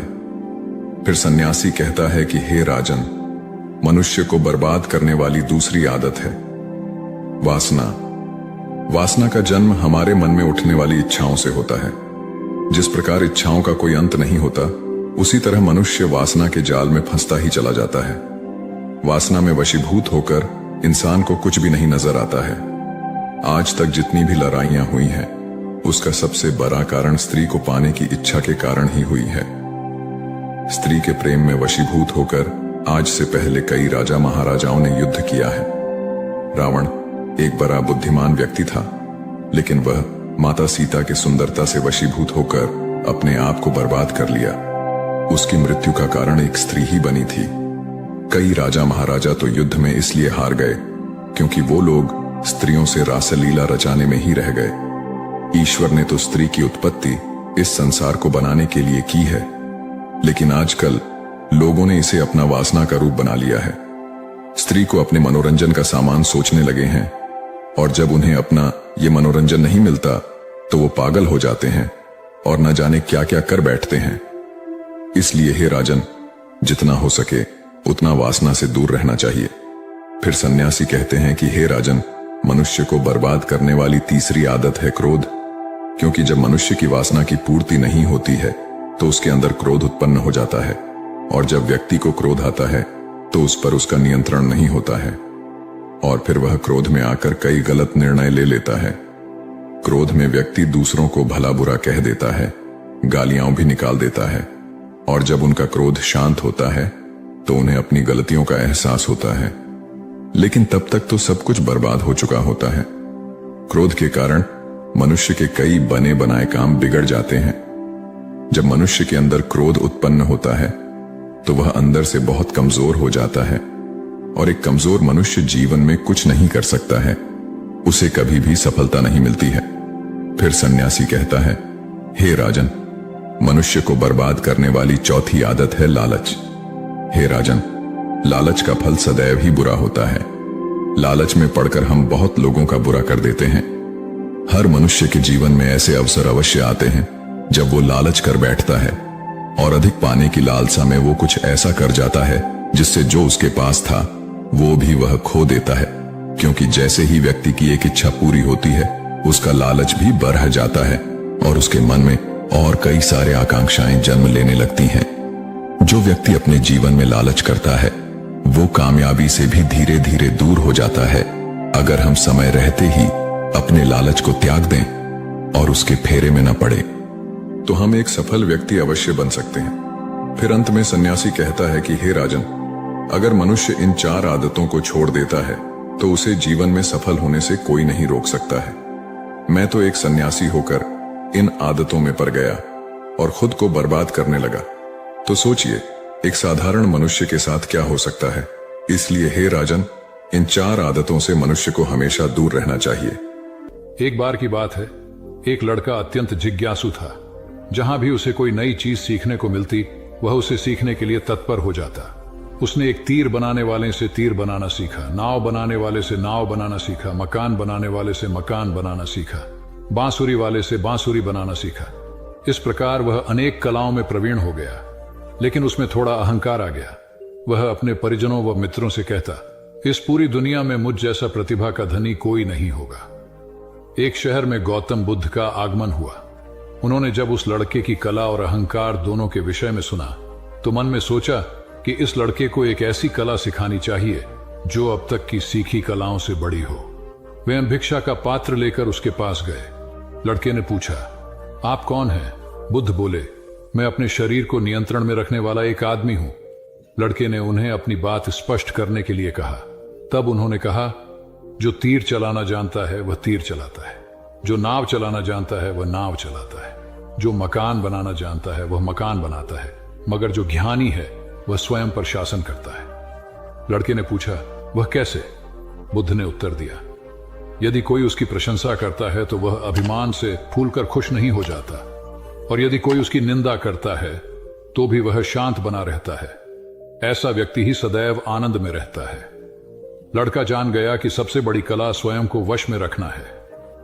कथा सार यह है कि आत्मनियंत्रण जब सध जाता है तो संभव आता है, और यही संभव अनुकूल प्रतिकूल दोनों स्थितियों में हमें प्रसन्न रखता है। सिद्धार्थ ने मौन का महत्व समझाया। कथा सिद्धार्थ के जीवन के उस दौर की है जब वे बुद्धत्व को प्राप्त नहीं हुए थे और निरंजना नदी के तटीय वनों में वृक्ष के नीचे ध्यान करते थे। सिद्धार्थ प्रतिदिन ध्यान करने के बाद पास के किसी गांव में चले जाते और भिक्षा मांगकर लौट आते। कुछ दिनों के बाद उन्होंने भिक्षाटन पर जाना बंद कर दिया, क्योंकि एक गांव के प्रधान की छोटी बेटी सुजाता उनके लिए नित्य भोजन लाने लगी। सिद्धार्थ को वह बड़े स्नेह से भोजन कराती थी। कुछ दिनों बाद उसी गांव का एक चरवाहा भी सिद्धार्थ से प्रभावित होकर उनके पास आने लगा। उसका नाम स्वस्थ था। एक दिन स्वस्थ से सिद्धार्थ बातें कर रहे थे कि सुजाता भोजन लेकर आई। जैसे ही सिद्धार्थ ने भोजन करना शुरू किया, उन्होंने बातचीत बंद कर दी। जितनी देर तक वे भोजन करते रहे बिल्कुल चुप रहे और वहां सन्नाटा छाया रहा। स्वस्थ को हैरानी हुई। उसने सिद्धार्थ के भोजन करने के उपरांत उनसे पूछा, गुरुदेव, आप मेरे आने के बाद निरंतर वार्तालाप करते रहे, किंतु भोजन के समय एक शब्द भी नहीं बोले। इसका क्या कारण है? सिद्धार्थ बोले, भोजन का निर्माण बड़ी कठिनाई से होता है। किसान पहले बीज बोता है, फिर पौधों की रखवाली करता है और तब कहीं जाकर अनाज पैदा होता है। फिर घर की महिलाएं उसे बड़े जतन से खाने योग्य बनाती हैं। इतनी कठिनाई से तैयार भोजन का पूरा आनंद तभी संभव है जब हम पूर्णतः मौन हों। भोजन के दौरान मैं मौन रहकर उसका पूरा स्वाद लेता हूं। वस्तुतः शांति से किया गया भोजन न केवल शारीरिक भूख को तृप्त करता है, बल्कि मानसिक आनंद और सात्विक ऊर्जा भी देता है। बुद्ध ने संयम रखना सिखाया। बुद्ध के पास उनका एक शिष्य आया और बौखलाए स्वर में बोला, जमींदार राम सिंह ने मेरा अपमान किया है, आप सभी चलें, उसे सबक सिखाना होगा। बुद्ध बोले, प्रिय वर, सच्चे बौद्ध का अपमान करने की शक्ति किसी में नहीं होती। तुम इस बात को भुला दो। जब प्रसंग भुला दोगे तो अपमान कहां बचा रहेगा। शिष्य ने कहा, उसने आपके प्रति भी अपशब्दों का प्रयोग किया था। आप चलिए तो सही। आपको देखते ही वह शर्मिंदा हो जाएगा और क्षमा मांग लेगा। इससे मैं संतुष्ट हो जाऊंगा। बुद्ध कुछ विचार कर बोले, अच्छा, यदि ऐसी बात है तो मैं अवश्य ही राम जी के पास चलकर उसे समझाने का प्रयास करूंगा। शिष्य ने आतुर होकर कहा, चलिए, नहीं तो रात हो जाएगी। बुद्ध ने कहा, रात आएगी तो क्या, रात के पश्चात दिन भी तो आएगा। यदि तुम वहां चलना आवश्यक ही समझते हो तो मुझे कल याद दिलाना, कल चलेंगे। दूसरे दिन बात आई गई हो गई। शिष्य अपने काम में लग गया और बुद्ध अपनी साधना में लीन हो गए। दोपहर होने पर बुद्ध ने शिष्य से पूछा, आज राम जी के पास चलना है? शिष्य ने कहा, नहीं, मैंने जब घटना पर फिर से विचार किया तो मुझे इस बात का आभास हुआ कि भूल मेरी ही थी। अब राम जी के पास चलने की कोई जरूरत नहीं है। बुद्ध ने मुस्कुराकर कहा, अगर हम तुरंत प्रतिक्रिया देने से बचें तो हमारे भीतर की कटुता समाप्त हो जाती है। शिष्य बुद्ध का आशय समझ उनके प्रति नतमस्तक हो गया। ध्यान और सावधानी का रहस्य। महात्मा गौतम बुद्ध के श्रावस्ती में प्रवचन चल रहे थे। प्रवचन में नित्य ही बड़ी संख्या में लोग आते और विविध महत्वपूर्ण व गंभीर विषयों पर बुद्ध से ज्ञान ग्रहण करते। बुद्ध का शिष्य वर्ग भी काफी विशाल था, जो प्रवचन स्थल की व्यवस्था संभालता और बुद्ध की सेवा में सदैव तत्पर रहता। एक बार रात के समय महात्मा बुद्ध प्रवचन दे रहे थे। सदैव की भांति काफी लोग उनके प्रवचन सुन रहे थे। एक व्यक्ति जो बुद्ध के ठीक सामने बैठा था, बार बार नींद के झोंके ले रहा था। बुद्ध थोड़ी देर तक तो प्रवचन देते रहे, फिर उससे बोले, वत्स, सो रहे हो? उस व्यक्ति ने हड़बड़ाकर कहा, नहीं महात्मा। बुद्ध ने पुनः प्रवचन प्रारंभ किए। वह व्यक्ति फिर ऊँघने लगा। महात्मा ने फिर वही प्रश्न दोहराया और उसने फिर अचकचा कर नहीं महात्मा कहा। ऐसा लगभग 8-10 बार हो गया। कुछ देर बाद बुद्ध ने उससे पूछा, वत्स, जीवित हो? हर बार की तरह इस बार भी उसने कहा, नहीं महात्मा। यह सुनकर उपस्थित श्रोताओं में हंसी की लहर दौड़ गई और वह व्यक्ति पूर्णतः चैतन्य हो गया। तब बुद्ध गंभीर होकर बोले, वत्स, निद्रा में तुम्हारे मुख से सही उत्तर मिल ही गया। जो निद्रा में है वह मृतक समान ही है। महात्मा बुद्ध का संकेत था कि गुरु से ज्ञान ग्रहण करते वक्त सजगता अत्यंत आवश्यक है। गाफिल रहने की स्थिति में ज्ञान की प्राप्ति पूर्ण नहीं होती और अधकचरा ज्ञान सदैव खतरनाक साबित होता है। एक क्रोधी ने बौद्ध धर्म अपनाया।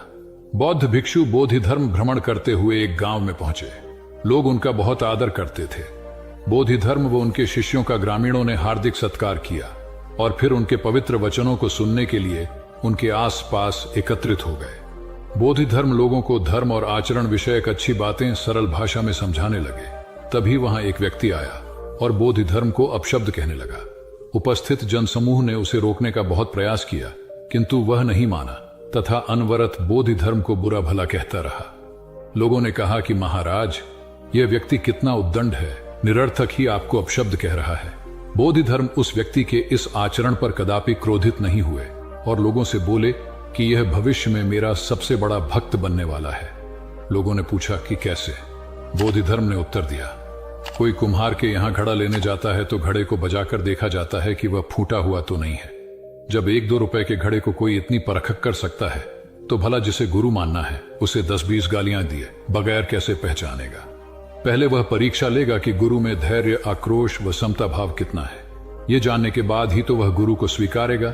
इसलिए यह व्यक्ति मुझे निरर्थक ही अपशब्द नहीं कह रहा है। और आगे चलकर वास्तव में वह व्यक्ति बोधि धर्म का सबसे बड़ा भक्त बना। किसी को शिक्षा देने से पूर्व स्वयं का आचरण भी तदनुरूप होना चाहिए, तभी गुरु का महान पद मिलता है। वस्तुतः गुरु की गुरुता तभी स्वीकारी जाती है जबकि उसमें सदाचरण के सभी लक्षण मौजूद हों। साधना का महत्व। महात्मा बुद्ध ज्ञान प्राप्ति के लिए घोर तप में लगे थे। उन्होंने शरीर को काफी कष्ट दिया, यात्राएं की, घने जंगलों में कठिन साधना की, पर आत्मज्ञान की प्राप्ति नहीं हुई। निराश हो बुद्ध सोचने लगे, मैंने अभी तक कुछ भी प्राप्त नहीं किया, अब आगे क्या कर पाऊंगा। निराशा, अविश्वास के इन नकारात्मक भावों ने उन्हें क्षुब्ध कर दिया। कुछ ही क्षणों के बाद उन्हें प्यास लगी। वे थोड़ी दूर स्थित एक झील तक पहुंचे। वहां उन्होंने एक दृश्य देखा कि एक नन्ही सी गिलहरी के 2 बच्चे झील में डूब गए। पहले तो वह गिलहरी जड़वत बैठी रही, फिर कुछ देर बाद उठकर झील के पास गई, अपना सारा शरीर झील के पानी में भिगोया और फिर बाहर आकर पानी झाड़ने लगी। ऐसा वह बार बार करने लगी। बुद्ध सोचने लगे कि इस गिलहरी का प्रयास कितना मूर्खतापूर्ण है, क्या कभी यह इस झील को सुखा सकेगी।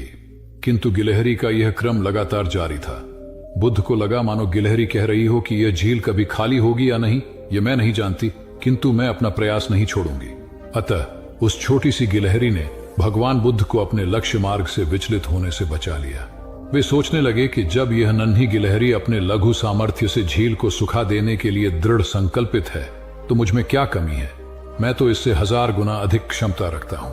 यह सोचकर गौतम बुद्ध पुनः अपनी साधना में लग गए और एक दिन बोधिवृक्ष तले उन्हें ज्ञान का आलोक प्राप्त हुआ। ये कथा असफलता के बावजूद प्रयासों की निरंतरता पर बल देती है। यदि हम प्रयास करना न छोड़े तो एक न एक दिन लक्ष्य की प्राप्ति हो ही जाती है।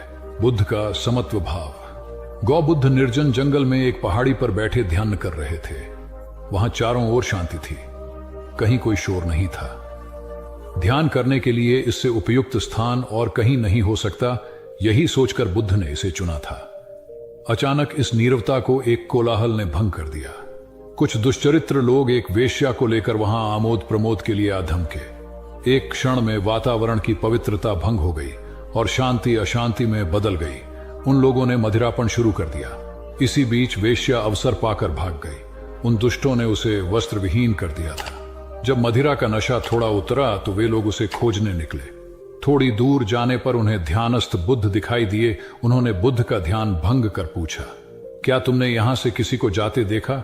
बुद्ध के नहीं कहने पर उन्होंने फिर पूछा, क्या तुमने एक सुंदर स्त्री को यहां से जाते देखा?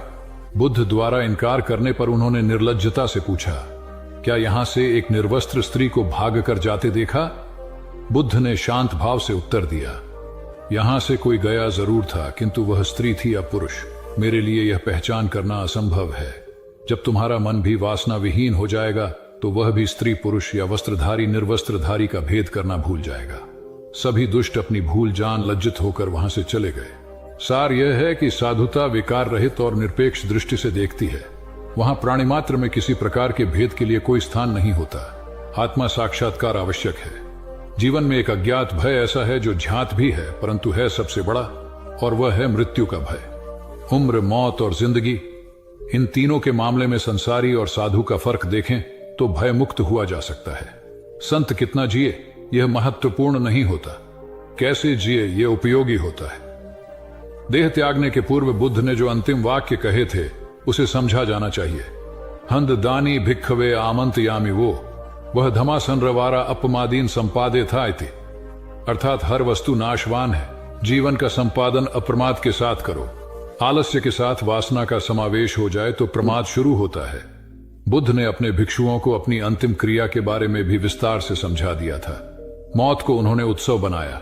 भौतिकता की आंधी में आज हम इतने भयभीत हैं कि सांप को तो मार देते हैं और रस्सी से डर जाते हैं। हमारी मौत अवसाद तथा संतों की मृत्यु उपदेश हो जाती है। इसे दिव्य बनाने का प्रयास उम्र के हर पल में और जिंदगी के हर पड़ाव पर सतत करना होगा। कहते हैं जब बुद्ध संसार से गए तो उनकी उम्र 80 वर्ष थी, लेकिन संत समाज मानता है कि वे 40 साल के थे, क्योंकि जब वे 40 वर्ष के थे तब एक पीपल के वृक्ष के नीचे 7 दिन सतत समाधि में रहे और तभी उन्हें पूर्णिमा के दिन बुद्धत्व प्राप्त हुआ था। उसके बाद वे 40 वर्ष और जीवित रहे। अध्यात्म कहता है उम्र तो उसी को मानेंगे जिन क्षणों में आप स्वयं को जान गए। इसलिए याद रखें, कितना जिए यह संसार का समीकरण है, कैसा जिए यह अध्यात्म का गणित है। कौन कौन मोक्ष चाहते हैं? प्रवचन को समाप्ति के बाद भगवान गौतम बुद्ध के पास कई लोग आते थे और अपनी जिज्ञासाओं का समाधान प्राप्त करते थे।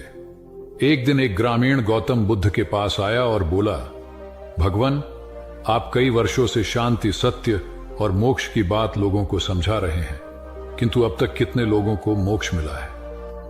बुद्ध ने कहा, तुम कल आना, तब मैं तुम्हारी बात का उत्तर दूंगा। किंतु आने से पहले एक काम करना, पूरे गांव का चक्कर लगाते हुए सभी लोगों से पूछ कर आना कि कौन कौन शांति चाहते हैं और कौन कौन सत्य एवं मोक्ष। अगले दिन उस ग्रामीण ने घंटों गांव का चक्कर लगाया, किंतु उसे एक भी व्यक्ति ऐसा नहीं मिला जो शांति, सत्य और मोक्ष चाहता हो। कोई धन चाहता था तो कोई यश, किसी को संतान चाहिए थी तो किसी को दीर्घायु। ग्रामीण बुद्ध के पास आकर बोला, यह विचित्र गांव है भगवान, कोई कुछ चाहता तो कोई कुछ, लेकिन शांति, सत्य और मोक्ष चाहने वाला कोई नहीं है। तब बुद्ध ने उत्तर दिया, इसमें विचित्र कुछ नहीं है। हम में से प्राय सभी सुख चाहते हैं, शांति नहीं। सुख प्राप्ति के लिए वे शांति के विपरीत मार्ग पर चलते हैं, इसलिए वे सुख और शांति का मार्ग नहीं पा सकते। सार यह है कि व्यक्ति सुख की खोज भौतिकता में करता है, जो निरंतर लिप्सा को बढ़ाती है, और लिप्सा कभी शांति नहीं आने देती। शांति का मार्ग संतोष और सीमित चाह में निहित होता है, तथा शांति ही सही मायनों में सुख का वाहक है, क्योंकि सुख शरीर से बढ़कर आत्मा का विषय है। मैं आत्म विजय का प्रतीक हूं। एक बौद्ध ब्रह्मचारी ने कई देशों में घूमकर विभिन्न कलाएं सीखी। एक देश में उसने एक व्यक्ति से बाण बनाने की कला सीखी। कुछ दिनों के बाद वह अन्य देश में गया। वहां उसने नौ निर्माण कलाएं सीखी, क्योंकि वहां बहुतायत में जहाज बनाए जाते थे। फिर वह किसी तीसरे देश में गया तो कई ऐसे व्यक्तियों के संपर्क में आया जो गृह निर्माण करते थे। यहां उसने गृह निर्माण कला सीखी। इस प्रकार वह 16 देशों में गया और कई कलाओं का झांता होकर लौटा। जब वह अपने देश पहुंचा तो अहंकार ग्रस्त हो लोगों से पूछता, इस संपूर्ण पृथ्वी पर मुझ जैसा कोई चतुर व्यक्ति है?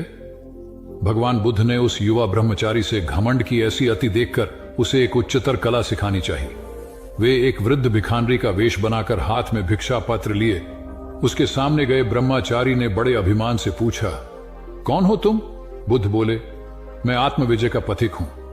ब्रह्मचारी ने उसके कथन का अर्थ जानना चाहा तो वे बोले, ये शुकर बाण बना लेता है, नौ चालक जहाज पर नियंत्रण रख लेता है, गृह निर्माता घर भी बना लेता है, किंतु वह तो महाविद्वान नहीं होगा जो अपने शरीर और मन पर विजय पा सके। संसार की प्रशंसा व अपशब्द दोनों ही दशाओं में जिसका मन स्थिर रहे, वही साधक शांति व निर्वाण को प्राप्त करता है। गौतम बुद्ध की इन बातों को सुनकर ब्रह्मचारी को अपनी भूल का एहसास हुआ। वस्तुतः अहंकार का त्याग ही ईश उपलब्धि का द्वार है, इसलिए ईश्वर की प्राप्ति के इच्छुक भक्त को अहंकार से सर्वथा मुक्त रहना चाहिए। महात्मा बुद्ध ज्ञान प्राप्ति के लिए घोर तप में लगे थे। उन्होंने शरीर को काफी कष्ट दिया, यात्राएं की, घने जंगलों में कठिन साधना की, पर आत्मज्ञान की प्राप्ति नहीं हुई। निराश हो बुद्ध सोचने लगे, मैंने अभी तक कुछ भी प्राप्त नहीं किया, अब आगे क्या कर पाऊंगा?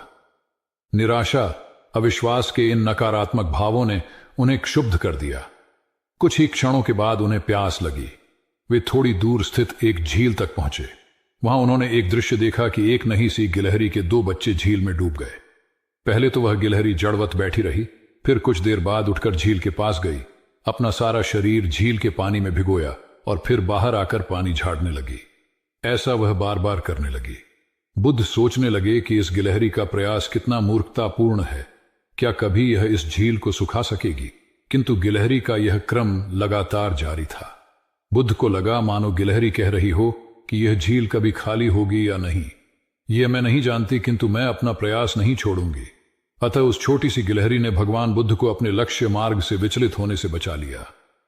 वे सोचने लगे कि जब यह नन्ही गिलहरी अपने लघु सामर्थ्य से झील को सुखा देने के लिए दृढ़ संकल्पित है तो मुझ में क्या कमी है? मैं तो इससे 1000 गुना अधिक क्षमता रखता हूं। यह सोचकर गौतम बुद्ध पुनः अपनी साधना में लग गए और एक दिन बोधिवृक्ष तले उन्हें ज्ञान का आलोक प्राप्त हुआ। यह कथा असफलता के बावजूद प्रयासों की निरंतरता पर बल देती है। यदि हम प्रयास करना न छोड़े तो एक न एक दिन लक्ष्य की प्राप्ति हो ही जाती है। बुद्ध अपने साधना काल में एक निर्जन स्थान पर ध्यान मग्न बैठे थे। इसी स्थान पर एक यक्ष का वास था। यह बात बुद्ध को झांत नहीं थी। वे तो वहां पहुंचे और शांत वातावरण देखकर ध्यान मग्न हो गए। उस समय यक्ष वहां पर नहीं था। रात होने पर जब वह आया तो उस स्थान पर एक अनजान व्यक्ति को देखकर आग बबूला हो गया। बड़े जोर से वह दहाड़ा, किंतु बुद्ध का ध्यान भंग नहीं हुआ। यक्ष ने उन्हें हाथी का रूप धारण कर डराना चाहा, किंतु बुद्ध यथावत ध्यान मग्न बैठे रहे। उसने बुद्ध को डराने के लिए क्रमशः शेर, चीता, बाघ आदि का रूप धारण किया, किंतु बुद्ध अविचलित ही बने रहे। अंत में उसने भयंकर विषधर का रूप धारण कर उनके पैर के अंगूठे को ढंस लिया, किंतु बुद्ध पर उसके विष का भी कोई असर नहीं हुआ। वे अब भी अप्रभावित रहे। विषधर उनके शरीर पर चढ़ गया और उनके गले से लिपटकर उन्हें जोरों से काट लिया, लेकिन इतने प्रयासों के बावजूद भी बुद्ध की साधना को भंग नहीं कर पाया। थक हार कर नीचे उतर आया और उनसे कुछ कदमों की दूरी पर लेटकर अपनी थकान उतारने लगा। ध्यान पूर्ण होने पर बुद्ध ने उसकी तरफ देखा और उसे बहुत स्नेह से दुलारा। उनका निश्चल प्रेम देखकर सर्प का विष अमृत बन गया और यक्ष ने श्रद्धापूर्वक बुद्ध को नमन किया। कहानी का सार यह है कि मन की कलुषता पर एकाग्रता, स्नेह और संभव से ही विजय प्राप्त की जा सकती है। बौद्ध भिक्षु बोधि धर्म भ्रमण करते हुए एक गांव में पहुंचे। लोग उनका बहुत आदर करते थे। बोधि धर्म व उनके शिष्यों का ग्रामीणों ने हार्दिक सत्कार किया और फिर उनके पवित्र वचनों को सुनने के लिए उनके आसपास एकत्रित हो गए। बोधि धर्म लोगों को धर्म और आचरण विषयक अच्छी बातें सरल भाषा में समझाने लगे। तभी वहां एक व्यक्ति आया और बोधि धर्म को अपशब्द कहने लगा। उपस्थित जनसमूह ने उसे रोकने का बहुत प्रयास किया, किंतु वह नहीं माना तथा अनवरत बोधि धर्म को बुरा भला कहता रहा। लोगों ने कहा कि महाराज, ये व्यक्ति कितना उद्दंड है, निरर्थक ही आपको अपशब्द कह रहा है। बोधि धर्म उस व्यक्ति के इस आचरण पर कदापि क्रोधित नहीं हुए और लोगों से बोले कि यह भविष्य में मेरा सबसे बड़ा भक्त बनने वाला है। लोगों ने पूछा कि कैसे? बोधि धर्म ने उत्तर दिया, कोई कुम्हार के यहां घड़ा लेने जाता है तो घड़े को बजाकर देखा जाता है कि वह फूटा हुआ तो नहीं है। जब 1-2 रुपए के घड़े को कोई इतनी परख कर सकता है तो भला जिसे गुरु मानना है उसे 10-20 गालियां दिए बगैर कैसे पहचानेगा? पहले वह परीक्षा लेगा कि गुरु में धैर्य, आक्रोश व समता भाव कितना है। यह जानने के बाद ही तो वह गुरु को स्वीकारेगा। इसलिए यह व्यक्ति मुझे निरर्थक ही अपशब्द नहीं कह रहा है और आगे चलकर वास्तव में वह व्यक्ति बोधि धर्म का सबसे बड़ा भक्त बना। किसी को शिक्षा देने से पूर्व स्वयं का आचरण भी तदनुरूप होना चाहिए, तभी गुरु का महान पद मिलता है। वस्तुतः गुरु की गुरुता तभी स्वीकारी जाती है जबकि उसमें सदाचरण के सभी लक्षण मौजूद हों। महात्मा गौतम बुद्ध के श्रावस्ती में प्रवचन चल रहे थे। प्रवचन में नित्य ही बड़ी संख्या में लोग आते और विविध महत्वपूर्ण व गंभीर विषयों पर बुद्ध से ज्ञान ग्रहण करते। बुद्ध का शिष्य वर्ग भी काफी विशाल था, जो प्रवचन स्थल की व्यवस्था संभालता और बुद्ध की सेवा में सदैव तत्पर रहता। एक बार रात के समय महात्मा बुद्ध प्रवचन दे रहे थे। सदैव की भांति काफी लोग उनके प्रवचन सुन रहे थे। एक व्यक्ति जो बुद्ध के ठीक सामने बैठा था बार बार नींद के झोंके ले रहा था। बुद्ध थोड़ी देर तक तो प्रवचन देते रहे, फिर उससे बोले, वत्स, सो रहे हो? उस व्यक्ति ने हड़बड़ाकर कहा, नहीं महात्मा। बुद्ध ने पुनः प्रवचन प्रारंभ किए। वह व्यक्ति फिर ऊँघने लगा। महात्मा ने फिर वही प्रश्न दोहराया और उसने फिर अचकचाकर नहीं महात्मा कहा। ऐसा लगभग 8-10 बार हो गया। कुछ देर बाद बुद्ध ने उससे पूछा, वत्स, जीवित हो? हर बार की तरह इस बार भी उसने कहा, नहीं महात्मा। यह सुनकर उपस्थित श्रोताओं में हंसी की लहर दौड़ गई और वह व्यक्ति पूर्णतः चैतन्य हो गया। तब बुद्ध गंभीर होकर बोले, वत्स, निद्रा में तुम्हारे मुख से सही उत्तर मिल ही गया। जो निद्रा में है वह मृतक समान ही है। महात्मा बुद्ध का संकेत था कि गुरु से ज्ञान ग्रहण करते वक्त सजगता अत्यंत आवश्यक है। गाफिल रहने की स्थिति में ज्ञान की प्राप्ति पूर्ण नहीं होती और अध का चरा ज्ञान सदैव खतरनाक साबित होता है। कथा सिद्धार्थ के जीवन के उस दौर की है जब वे बुद्धत्व को प्राप्त नहीं हुए थे और निरंजना नदी के तटीय वनों में वृक्ष के नीचे ध्यान करते थे। सिद्धार्थ प्रतिदिन ध्यान करने के बाद पास के किसी गांव में चले जाते और भिक्षा मांगकर लौट आते। कुछ दिनों के बाद उन्होंने भिक्षाटन पर जाना बंद कर दिया, क्योंकि एक गांव के प्रधान की छोटी बेटी सुजाता उनके लिए नित्य भोजन लाने लगी। सिद्धार्थ को वह बड़े स्नेह से भोजन कराती थी। कुछ दिनों बाद उसी गांव का एक चरवाहा भी सिद्धार्थ से प्रभावित होकर उनके पास आने लगा। उसका नाम स्वस्ति था। एक दिन स्वस्ति से सिद्धार्थ बातें कर रहे थे कि सुजाता भोजन लेकर आई। जैसे ही सिद्धार्थ ने भोजन करना शुरू किया, उन्होंने बातचीत बंद कर दी। जितनी देर तक वे भोजन करते रहे, बिल्कुल चुप रहे और वहां सन्नाटा छाया रहा। स्वस्ति को हैरानी हुई। उसने सिद्धार्थ के भोजन करने के उपरांत उनसे पूछा, गुरुदेव, आप मेरे आने के बाद निरंतर वार्तालाप करते रहे, किंतु भोजन के समय एक शब्द भी नहीं बोले।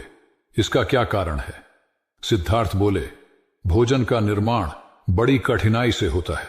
किसान पहले बीज बोता है, फिर पौधों की रखवाली करता है और तब कहीं जाकर अनाज पैदा होता है। फिर घर की महिलाएं उसे बड़े जतन से खाने योग्य बनाती हैं। इतनी कठिनाई से तैयार भोजन का पूरा आनंद तभी संभव है जब हम पूर्णतः मौन हों। भोजन के दौरान मैं मौन रहकर उसका पूरा स्वाद लेता हूं। वस्तुतः शांति से किया गया भोजन न केवल शारीरिक भूख को तृप्त करता है, बल्कि मानसिक आनंद और सात्विक ऊर्जा भी देता है। सम्राट अशोक संपूर्ण भारत को अपने राज्य में मिलाना चाहते थे, पर कलिंग के युद्ध में हुए रक्तपात को देखकर उन्हें अत्यधिक दुख पहुंचा। उनकी महत्वाकांक्षा ने जो तबाही मचाई थी, उसे देखकर उन्हें खुद पर ग्लानि हुई। उन्होंने देखा कि लोग दर्द से कराह रहे थे। यह सब विनाश केवल उनकी महत्वाकांक्षा से हुआ था। यह सब देखकर अशोक के मन में विनाश का पथ छोड़कर नेकी के रास्ते पर चलने का विचार जगा। अशोक की राजधानी पाटलिपुत्र थी। पाटलिपुत्र अब पटना के रूप में जाना जाता है। पटना से गया भी अधिक दूर नहीं है, जहां बोधि वृक्ष के नीचे महात्मा बुद्ध को ज्ञान प्राप्त हुआ था। बुद्ध के अष्टप्रद मार्ग, शांति और दया के संदेश ने अशोक के दिलो दिमाग में इतनी उथल पुथल पैदा कर दिया कि उन्होंने उस मार्ग को अपनाने का फैसला किया। इस पथ पर चलने से उन्होंने इतिहास में अपनी अमिट छाप छोड़ी। अशोक ने अपने पुत्र को सिलोन, अब श्रीलंका, और अन्य कई लोगों को सुदूर क्षेत्रों में दूत बनाकर भेजा। एक निर्दयी महत्वाकांक्षा एक ऐसे पवित्र उद्देश्य में बदल चुकी थी जिसमें कुछ अच्छा कर गुजरने की, करुणा और प्रेम के संदेश को चारों ओर फैलाने की इच्छा थी। करुणा केवल दया भावना मात्र नहीं है, यह आपके अंदर दूसरों की मदद करने की तीव्र इच्छा पैदा करती है। इसी भावना ने बुद्ध को भगवान और अशोक को महान बनाया। तथागत बुद्ध उन दिनों मगध प्रवास पर थे। साथ में शिष्यों का बड़ा समूह भी था। प्रतिदिन बुद्ध के प्रवचन होते, जिनका लाभ लेने के लिए बड़ी संख्या में लोग आते। इन लोगों में साधारण जन के साथ विशिष्ट हस्तियां भी शामिल रहती थीं। हालांकि बुद्ध सभी के प्रति समान रूप से प्रेम व आत्मीयता का व्यवहार रखते थे। इन लोगों में नगर सेठ का पुत्र भी था, जो बड़े ध्यान से बुद्ध के प्रवचन सुनता था। वह नित्य ही बुद्ध के शिष्यों के समक्ष बुद्ध की तारीफों के पुल बांधता और धन्य धन्य भाव से घर जाता। एक दिन प्रवचन समाप्त होने के बाद उसने किसी शिष्य से कहकर बुद्ध से मिलने की हार्दिक इच्छा प्रकट की। जब उसे बुद्ध के सामने ले जाया गया तो उसने उन्हें साष्टांग प्रणाम कर कहा, भगवान, आप जैसा तपस्वी और ज्ञानी व्यक्ति पहले न कभी हुआ था और न भविष्य में होगा। यह सुनते ही बुद्ध ने उसकी बात बीच में ही रोककर कहा, वत्स, क्या तुमने इतना अध्ययन कर लिया है कि अब तक कितने संत महापुरुष हुए हैं, और क्या भविष्य भी जान चुके हो कि आगे और कोई नहीं होगा? युवक लज्जित भाव से चुप खड़ा रहा, क्योंकि इस बात का उसके पास कोई जवाब नहीं था।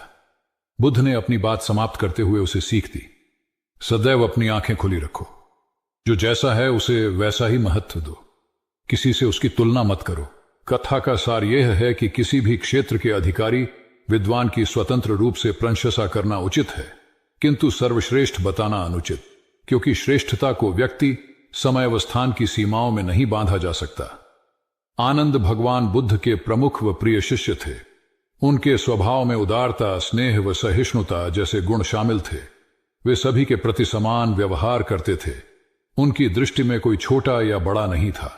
एक बार आनंद कहीं जा रहे थे। रास्ते में उन्हें बड़े जोर की प्यास लगी। आसपास देखा तो निकट ही कुआं दिखाई दिया। वे वहां पहुंचे। कुएं से एक लड़की पानी भर रही थी। आनंद ने उसके पास जाकर कहा, बहन, मैं बड़ी दूर से आ रहा हूं, मुझे बहुत जोर से प्यास लगी है, कृपा कर पानी पिला दो। उनकी बात सुनते ही लड़की कांप उठी, क्योंकि वह अछूत जाति की थी। वह जानती थी कि किसी ऊंची जाति के व्यक्ति को पानी पिलाना उसके अधिकार क्षेत्र से बाहर है। वह निगाह नीची कर चुपचाप खड़ी रही। आनंद ने प्यास से व्याकुल होकर फिर कहा, बहन, तुमने सुना नहीं, प्यास के मारे मेरे प्राण निकले जा रहे हैं, मुझे पानी पिला दो। लड़की भयवश कुछ नहीं बोल पाई। जब आनंद ने बड़े स्नेह से उससे पानी न पिलाने का कारण पूछा तो वह बोली, मैं निम्न जाति की कन्या हूं, आपको पानी कैसे पिला सकती हूं? उसकी बात सुनकर आनंद ने कहा, बहन, मैंने तुमसे पानी मांगा है, जाति तो नहीं पूछी। आनंद की उदारता ने उस कन्या का भय दूर कर दिया और उन्हें पानी पिलाकर वह धन्य हो गई। कथा का सार यह है कि ईश्वर की दृष्टि सम होने के कारण उसने सभी मनुष्यों को समान शरीर, बुद्धि और भावना से नवाजा है। अपने सृष्टिकर्ता के विरुद्ध जाकर मानव मानव में भेद करना सर्वथा अनुचित है। एक बार भगवान बुद्ध अपने शिष्यों के साथ पाटलिपुत्र पहुंचे। सभी लोग एक विहार में रुके। भोजन के बाद बुद्ध ने आनंद से अगले दिन से प्रवचन आरंभ करने को कहा। अगले दिन बुद्ध का प्रवचन सुनने बड़ी संख्या में लोग उपस्थित थे।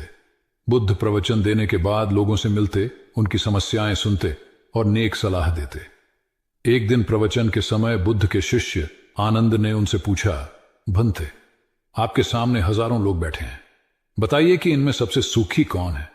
बुद्ध ने एक विहंगम दृष्टि भीड़ पर डालते हुए कहा, वह देखो, सबसे पीछे एक दुबला पतला फटे वस्त्र पहने जो आदमी बैठा है, वह सर्वाधिक सुखी है। आनंद सहमत नहीं हुआ। वह बोला, यह कैसे संभव है? वह तो बहुत दयनीय जान पड़ता है। बुद्ध ने अपनी बात सिद्ध करने के लिए बारी बारी से सामने बैठे लोगों से पूछा, तुम्हें क्या चाहिए? किसी ने संतान मांगी तो किसी ने मकान, कोई रोग मुक्ति चाहता था तो कोई अपने शत्रु पर विजय। ऐसा एक भी व्यक्ति नहीं था जिसे कोई इच्छा ना हो। अंत में बुद्ध ने उस फटेहाल आदमी को बुलाकर पूछा, तुम्हें क्या चाहिए? उसने हाथ जोड़कर जवाब दिया, कुछ नहीं। यदि ईश्वर को मुझे कुछ देना ही है तो बस इतना कर दें कि मेरे अंदर कभी कोई चाह पैदा ना हो। मैं ऐसे ही स्वयं को सबसे बड़ा सुखी मानता हूं। उसकी बात सुनकर आनंद से बुद्ध ने कहा, आनंद, जहां चाह है वहां सुख नहीं हो सकता। आनंद ने बुद्ध की इस शिक्षा को सदा के लिए गांठ बांध लिया। सार यह है कि लालसा से लोभ बढ़ता है जो असंतोष का जनक होता है। यदि सही अर्थों में सुख पाना है तो किसी लालसा की बजाय उपलब्ध स्थितियों में संतुष्ट रहना चाहिए। गौतम बुद्ध ने बहुत से अज्ञानी लोगों को सम्यक दृष्टि प्रदान की थी। तब को बात है, कोसांबी में एक ब्रह्मचारी रहता था। उसे अभिमान था कि उस जैसा कोई दविद्वान नहीं है, इसलिए अपने साथ सदैव जलती मशाल रखता था। गौतम बुद्ध ने देखा तो उसे पूछा, अरे, ये मशाल लिए क्यों घूमते हो? ब्रह्मचारी ने उत्तर दिया, सभी प्राणी अंधकार और अज्ञान में पथभ्रष्ट हैं, उन्हें रास्ता दिखाने के लिए मशाल लिए घूमता हूं। तथागत ने पूछा, क्या तुम्हें 4 प्रकार की विद्याओं, शब्द विद्या, नक्षत्र विद्या, राज विद्या व युद्ध विद्या का पूर्ण ज्ञान है? ब्रह्मचारी ने अपनी अनभिज्ञता प्रकट करते हुए मशाल फेंक कर तथागत के चरणों में मस्तक झुका दिया। उसका ज्ञान गर्व चूर हो गया। जो दूसरों को मूर्ख समझकर उनसे घृणा करता है, वो उस व्यक्ति की तरह है जो स्वयं अंधा होकर दूसरों को मशाल दिखाता घूमता है। अहंकारी कभी विवेकवान नहीं हो सकता और बिना विवेक के सत असत का ज्ञान नहीं हो सकता। अंततः ऐसे विवेकांत व्यक्ति को जीवन में कोई उपलब्धि प्राप्त नहीं होती, हताशा ही हाथ लगती है। काशाय वस्त्र पहन लिए। उसने सुना, आप एकाहारी हो गए हैं, वह भी एकाहारी हो गई। आपने उत्तम पलंग पर सोना त्याग दिया है तो इसने भी त्याग दिया। आपने माला का त्याग किया, गंध का त्याग किया तो इसने भी वह सब त्याग दिया। मायके वाले इसे संदेश भेजते हैं, वे इसे ले जाना चाहते हैं, लेकिन यह यहीं रहती है, इसी कक्ष में। यह गुण की मूर्ति है। राजा स्नेह से अपनी बहू को देखते रहे। अचानक तथागत उठे, उस कक्ष से बाहर चले गए। शाक्य मुनि ने शिष्यों को शांत रहने को कहा था, लेकिन वे स्वयं उस कक्ष से बाहर चले गए। मैं हमेशा सोचता हूं उस पल क्या हुआ होगा, उनके मन के भीतर कैसे कैसे विचार उठते होंगे। क्या संबोधि एक लघु क्षण होता है या दीर्घ क्षण? क्या संबोधि एक अनंत अभ्यास है? क्या संयम उसका गरुड़यान है? धम्मपद का 13वां श्लोक बार बार याद आता है। यथागारम दुछेन बुट्टी समति विभजति एवं अभावितम चित्तम राघो समति विभजति। घर की छत मजबूत ना हो, सही तरह से उसे घास फूस से ढका ना गया हो, तो बरसात के दिनों में उसमें से पानी रिसता है, घर भर में फैल जाता है। उसी तरह ध्यान और एकाग्रता हमारे व्यक्तित्व की छत है। गौतम बुद्ध एक बार अपने शिष्यों के साथ प्रवास पर निकले। एक नगर से दूसरे नगर तक जाने की राह में वन पड़ता था। वन क्षेत्र में प्रवेश करने के साथ ही कुछ दूर चलने पर बुद्ध एक जगह रुक गए। पीछे आ रहे शिष्यों का समूह भी उन्हें देख उसी स्थान पर रुका, लेकिन वहां रुके रहना शिष्यों के लिए मुश्किल हो गया, क्योंकि सामने एक क्षत विक्षत शव पड़ा था और उसकी दुर्गंध वातावरण में फैल रही थी। शिष्यों ने अपने वस्त्र से नाक बंद कर ली, लेकिन बुद्ध शव की ओर टकटकी लगाए देखते रहे। एक शिष्य ने साहस कर विनम्रता पूर्वक गौतम बुद्ध से अनुरोध किया, भगवान, यहां से शीघ्र चलना ही उचित होगा। यहां शव पड़ा है और बहुत दुर्गंध आ रही है। बुद्ध मुस्कुराए और शिष्यों की ओर उन्मुख होते हुए बोले, बताइए, इस सब में सौंदर्य दिखाई देता है? शिष्यों ने कहा, भगवान, यह कैसा प्रश्न है? सौंदर्य और शव में? जीवन था तब तक सौंदर्य, अब तो सब समाप्त हो गया। बुद्ध ने शव की ओर इशारा करके बताया, देखो, जब कभी यह व्यक्ति जीवित रहा होगा, इसकी दंत पंक्तियां अद्वितीय रही होंगी। मृत्यु के बाद भी इसके दंत देखकर यही साबित होता है। वहां खड़े सभी शिष्यों ने दृष्टि डाली तो पाया बुद्ध सही कह रहे थे। तब शिष्यों को भान हुआ कि शव में भी अच्छाई हो सकती है। दरअसल सौंदर्य निर्जीव में भी नजर आ सकता है। केवल शर्त यह है कि दृष्टि बुद्ध के समान बुराई में भी अच्छाई देखने वाली होनी चाहिए। गुलाब की एक शाखा में फूल की तुलना में कांटे ही अधिक होते हैं, पर हम फूल चुनते हैं, कांटे नहीं। ठीक इसी तरह किसी में 100 बुराइयां नहीं, अच्छाई देखनी चाहिए। प्राचीन सियालकोट में एक बार बौद्धों का बहुत बड़ा भिक्षु संघ आया। इस संघ को एक ऐसे वेद पाठी ब्राह्मण के विषय में झांत हुआ जो इतना रूढ़िवादी था कि किसी अवैदिक पंडित की छाया भी स्वयं पर नहीं पड़ने देता था। उसे सुधारने का बीड़ा एक भिक्षु ने उठाया। अगले दिन वह अपना भिक्षा पात्र लेकर ब्राह्मण के घर पहुंच गया और पूछा, कुछ आहार पानी की सुविधा है? उसकी बात सुनकर घर के सभी लोग मौन रहे और उसकी ओर घृणा की दृष्टि से देखा। भिक्षु लौट आया। दूसरे दिन फिर गया और वही प्रश्न दोहराया। इस बार भी उसे चुप्पी और तिरस्कार का सामना करना पड़ा। वह पुनः लौट गया। एक दिन जब वह ब्राह्मण के घर पहुंचा तो ब्राह्मण वहां नहीं था। नित्य आने जाने से ब्राह्मणी का मन पसीज गया। वह बोली, मैं तो तुम्हें आहार पानी दे दूं, किंतु पंडित जी की नाराजगी के कारण विवश हूं। भिक्षु ने कहा, कोई बात नहीं बहन, मैं अपना काम करता हूं, तुम अपना काम करो। वापस लौटते हुए भिक्षु को ब्राह्मण मिल गया। उसने भिक्षु को खूब खरी खोटी सुनाई। तब भिक्षु ने कहा, इतने दिनों तक आपके घर से कुछ नहीं मिला, किंतु आज आपकी पत्नी ने नहीं दी है, अब किसी दिन हां भी मिल जाएगा। ब्राह्मण थोड़ा शांत हुआ और बोला, यह क्रम कब तक जारी रखोगे? भिक्षु ने उत्तर दिया, जब तक जीवित हूं। उसका धैर्य देख ब्राह्मण का अहंकार पिघल गया और उसने भिक्षु से क्षमा मांगी। वस्तुतः धैर्य व सहिष्णुता के बल पर बड़ी से बड़ी प्रतिकूलता को अनुकूलता में बदला जा सकता है। भगवान बुद्ध के प्रवचन सुनने के लिए एक व्यक्ति नियमित रूप से आता था। इस प्रकार उसे 1 माह हो चुका था, किंतु उसके जीवन पर कोई प्रभाव नहीं पड़ा। भगवान बुद्ध उपदेश में कहते थे कि धर्म पर चलो, अपने जीवन से राग द्वेष को दूर करो, काम क्रोध लोभ मोह और अहंकार से सदा दूर रहो। बुद्ध के उपदेशों से लोगों को बहुत शांति मिलती थी, किंतु उस व्यक्ति का मन अशांत रहता था। एक दिन उसने बुद्ध से जाकर कहा, हे प्रभु, मैं 1 माह से आपका उपदेश सुन रहा हूं, किंतु उसका तनिक भी असर मेरे आचरण पर नहीं पड़ा। मैं बहुत परेशान हूं, मुझे क्या करना चाहिए? बुद्ध उनकी बात सुनकर बोले, तुम कहां के रहने वाले हो? उसने कहा, श्रावस्ती का। बुद्ध ने अगला प्रश्न किया, वह यहां से कितनी दूर है? उसने अनुमान से बता दिया। बुद्ध ने पुनः जिज्ञासा प्रकट की, कितना समय लगता है? उस व्यक्ति ने हिसाब लगाकर बता दिया। बुद्ध ने कहा, अब बताओ कि क्या तुम यहां पर बैठे बैठे ही अपने घर पहुंच सकते हो? उसने कहा, यह कैसे हो सकता है? वहां पहुंचने के लिए तो चलना होगा। तब बुद्ध ने बड़े प्रेम से उसे समझाया, जैसे चलने पर ही पहुंचा जा सकता है, वैसे ही अच्छी बातों पर अमल करने से ही लाभ होता है। हे प्यारे, तुम मेरे ज्ञान के साथ अपने कर्म को जोड़ दो, तब तुमको उत्तम फल मिलेगा। उस व्यक्ति को अपनी गलती समझ में आ गई। उसने अपने जीवन में सुधार कर लिया, जिससे उसका जीवन सदाचारी बन गया। एक छोटी सी नदी थी, उसके दोनों किनारों पर लोग रहते थे।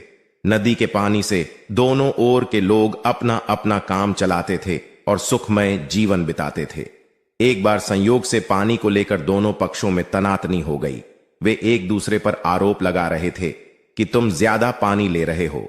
जब आपसी बातचीत में मामला नहीं निपटा तो वे मरने मारने पर उतारू हो गए।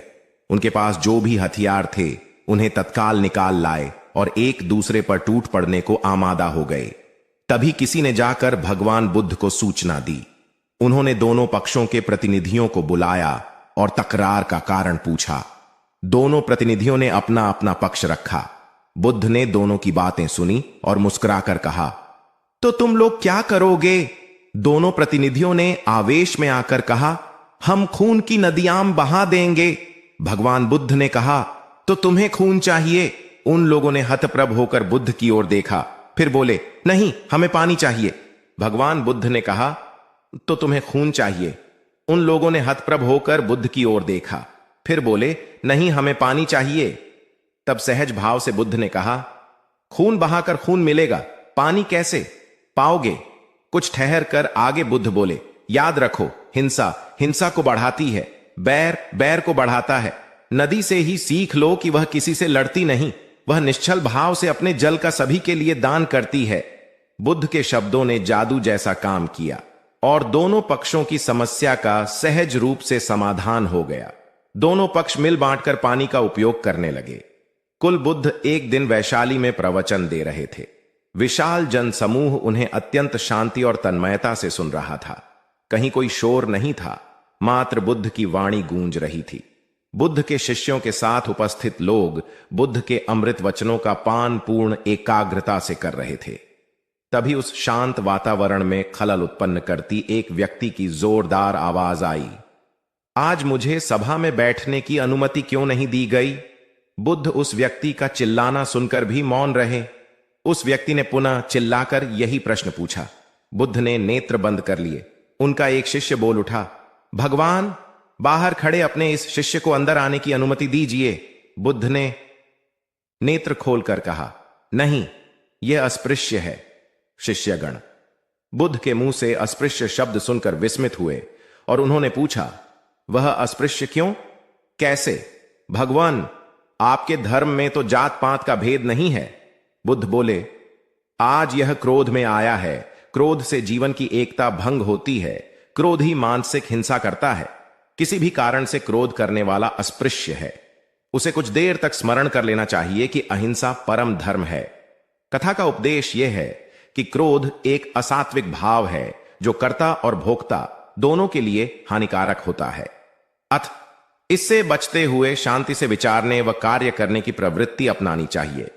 शांत मन और मस्तिष्क ही विवेकपूर्ण निर्णय लेने में सक्षम होते हैं। बौद्ध संघ के एक भिक्षु को कोई गंभीर रोग हो गया। उसकी हालत इतनी खराब हो गई कि वह चल फिर भी नहीं सकता था और मल मूत्र में लिपटा पड़ा रहता था। उसकी यह हालत देख उसके साथी भिक्षु भी उसके पास नहीं आते और घृणा से मुंह फेरकर आसपास से निकल जाते थे। कुछ दिनों बाद बुद्ध को यह बात पता चली तो वे तत्काल अपने प्रिय शिष्य आनंद के साथ उस भिक्षु के पास पहुंचे। उसकी दयनीय दशा से उन्हें घोर कष्ट हुआ। उन्होंने भिक्षु से पूछा, तुम्हें कौन सा रोग हुआ है? भिक्षु बोला, भगवान, मुझे पेट की बीमारी है। बुद्ध ने स्नेह से उसके सिर पर हाथ फेरते हुए प्रश्न किया, क्या तुम्हारी परिचर्या करने वाला कोई नहीं है? भिक्षु की ना सुनते ही बुद्ध ने आनंद से कहा, पानी लेकर आओ, हम लोग पहले इसका शरीर स्वच्छ करेंगे। आनंद पानी लेकर आए। फिर बुद्ध ने भिक्षु के शरीर पर पानी डाला और आनंद ने उसके मल मूत्र को साफ किया। अच्छी तरह धो पोंछ कर बुद्ध ने भिक्षु के सिर को पकड़ा और आनंद ने पैरों को। इस प्रकार उसे उठाकर चारपाई पर लिटा दिया। फिर बुद्ध ने सारे भिक्षुओं को एकत्रित कर उन्हें समझाया, भिक्षुओं, तुम्हारे माता नहीं, पिता नहीं, भाई नहीं, बहन नहीं जो तुम्हारी सेवा करेंगे। यदि तुम परस्पर एक दूसरे की सेवा और देखभाल नहीं करोगे तो फिर कौन करेगा? याद रखो, जो रोगी की सेवा करता है वह ईश्वर की सेवा करता है। दीनहीन के प्रति करुणा व सेवा का भाव इस जगत को बुद्ध का सबसे बड़ा संदेश है जो प्रत्येक देश, काल, परिस्थिति में प्रासंगिक है। गौतम सिद्धार्थ बुद्धत्व प्राप्त करके महात्मा बुद्ध बन गए। सत्य, अहिंसा और दया की मूर्ति बुद्ध अपने शिष्यों के साथ एक गांव में पहुंचे। कुछ अज्ञानी लोग उनके विरोधी थे। वे बुद्ध को अपशब्द कहने लगे। बुद्ध के शिष्यों को बहुत बुरा लगा, मगर बुद्ध ने उन्हें समझाया, ये लोग तो केवल अपशब्द ही कह रहे हैं। अगर ये पत्थर भी मार रहे होते तो भी मैं कहता कि मारने दो। मैं जानता हूं कि ये लोग कुछ कहना चाहते हैं, लेकिन क्रोध के मारे वह कह नहीं पा रहे हैं। 10 साल पहले यदि यही लोग मुझे गाली देते तो मैं इन्हें भी गाली देता, लेकिन अब तो लेन देन से मुक्ति मिल चुकी है। क्रोध से अपशब्द निकलते हैं। यहां तो क्रोध भवन कब का ढह चुका है। अब शब्द कहने वाले बड़ी मुश्किल में पड़ गए।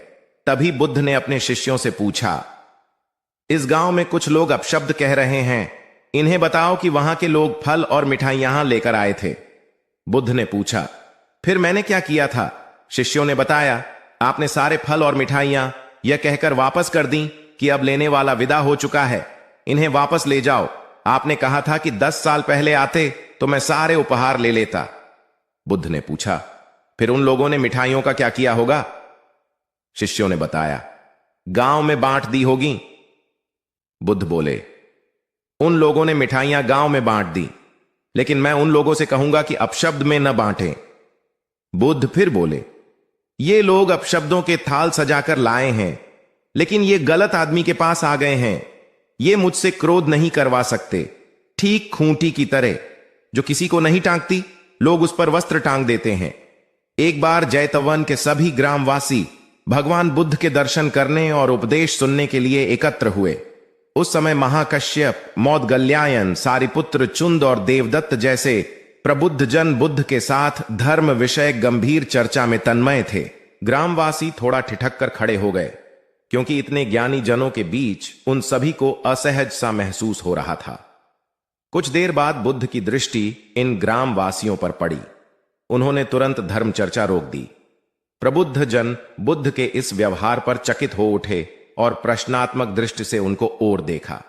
बुद्ध अनाथ पिंडक नामक जिज्ञासु से बोले, भद्र, उठो, सामने ब्राह्मण मंडली खड़ी है, उन्हें आसन दो और आतिथ्य की सामग्री ले आओ। अनाथ पिंडक ने पीछे मुड़कर देखा तो उसे ब्राह्मण मंडली तो कहीं नहीं दिखी। मैले कुचैले या फटे वस्त्रों में खड़े ग्रामवासियों का झुंड दिखाई दिया। पिंडक ने शक्ति स्वर में कहा, देव, उन लोगों में एक भी ब्राह्मण नहीं है। ये सभी तो निम्न जाति के हैं, कई तो इनमें शूद्र हैं। बुद्ध गंभीर होकर बोले, पिंडक, जो व्यक्ति सदा श्रद्धावान है वह ब्राह्मण ही है। ये लोग प्रयोजन के लिए भावयुक्त होकर आए हैं, इसलिए इस समय तो ये ब्राह्मण ही हैं। अत तुम इनका समुचित सत्कार करो। कथा का इंगित यह है कि व्यक्ति जन्म से नहीं, कर्म से ब्राह्मण होता है। जो सद्गुणी हो और सत्कर्मी हो, वे शूद्र जाति में जन्मने के बावजूद ब्राह्मण हैं तथा उसी रूप में उनका आदर किया जाना चाहिए। यदि जीवन का संतुलन बिगड़ा और थकान आई तो समझ लीजिए कि बीमारी आई, और यदि वापस ऊर्जा अर्जित करने के लिए विश्राम किया जा रहा है तो ऐसी थकान वरदान भी साबित हो सकती है। इन दिनों जिस तरह की हमारी जीवन शैली है, इसमें असंतुलन बहुत अधिक है। सुबह उठने से लेकर रात को सोने तक शरीर की कुछ नियमित क्रियाएं हैं, आदमी उसे भूल गया है। गौतम बुद्ध बहुत काम करते पर कभी थकते नहीं थे। आज भी कई साधु संत उतना ही परिश्रम कर रहे हैं जितना एक कॉर्पोरेट जगत का सफल व्यक्ति करता है, और जब वे रात को सोते हैं तो पूरी बेफिक्री के साथ। बुद्ध से उनके शिष्यों ने एक बार पूछा था, आप थकते नहीं? बुद्ध का उत्तर था, जब मैं कुछ करता ही नहीं तो थकूंगा कैसे? बात सुनने में अजीब लगती है, लेकिन है बड़ी गहरी। अध्यात्म ने इसे साक्षी भाव कहा है। स्वयं को करते हुए देखना, यह वह स्थिति होती है जब तन सक्रिय और मन विश्राम की मुद्रा में होता है। आज ज्यादातर लोग असमय, अकारण थक जाते हैं, जिसका एक बड़ा कारण असंतुलित जीवन है। एक होता है थकान को महसूस करना और दूसरा है स्वाभाविक थकान, जिस समय आपकी रुचियों, इच्छाओं और मूल स्वभाव में धीमापन आने लगे, अकारण चिड़चिड़ाहट हो जाए। समझ लें कि यह थकान बीमारी है। इसलिए प्रतिदिन योग, प्राणायाम और ध्यान करें। ये क्रियाएं अपने आप में एक विश्राम है। करने वाला कोई और है, हम तो महज उसके हाथों की कठपुतली हैं। महात्मा बुद्ध का उपदेश।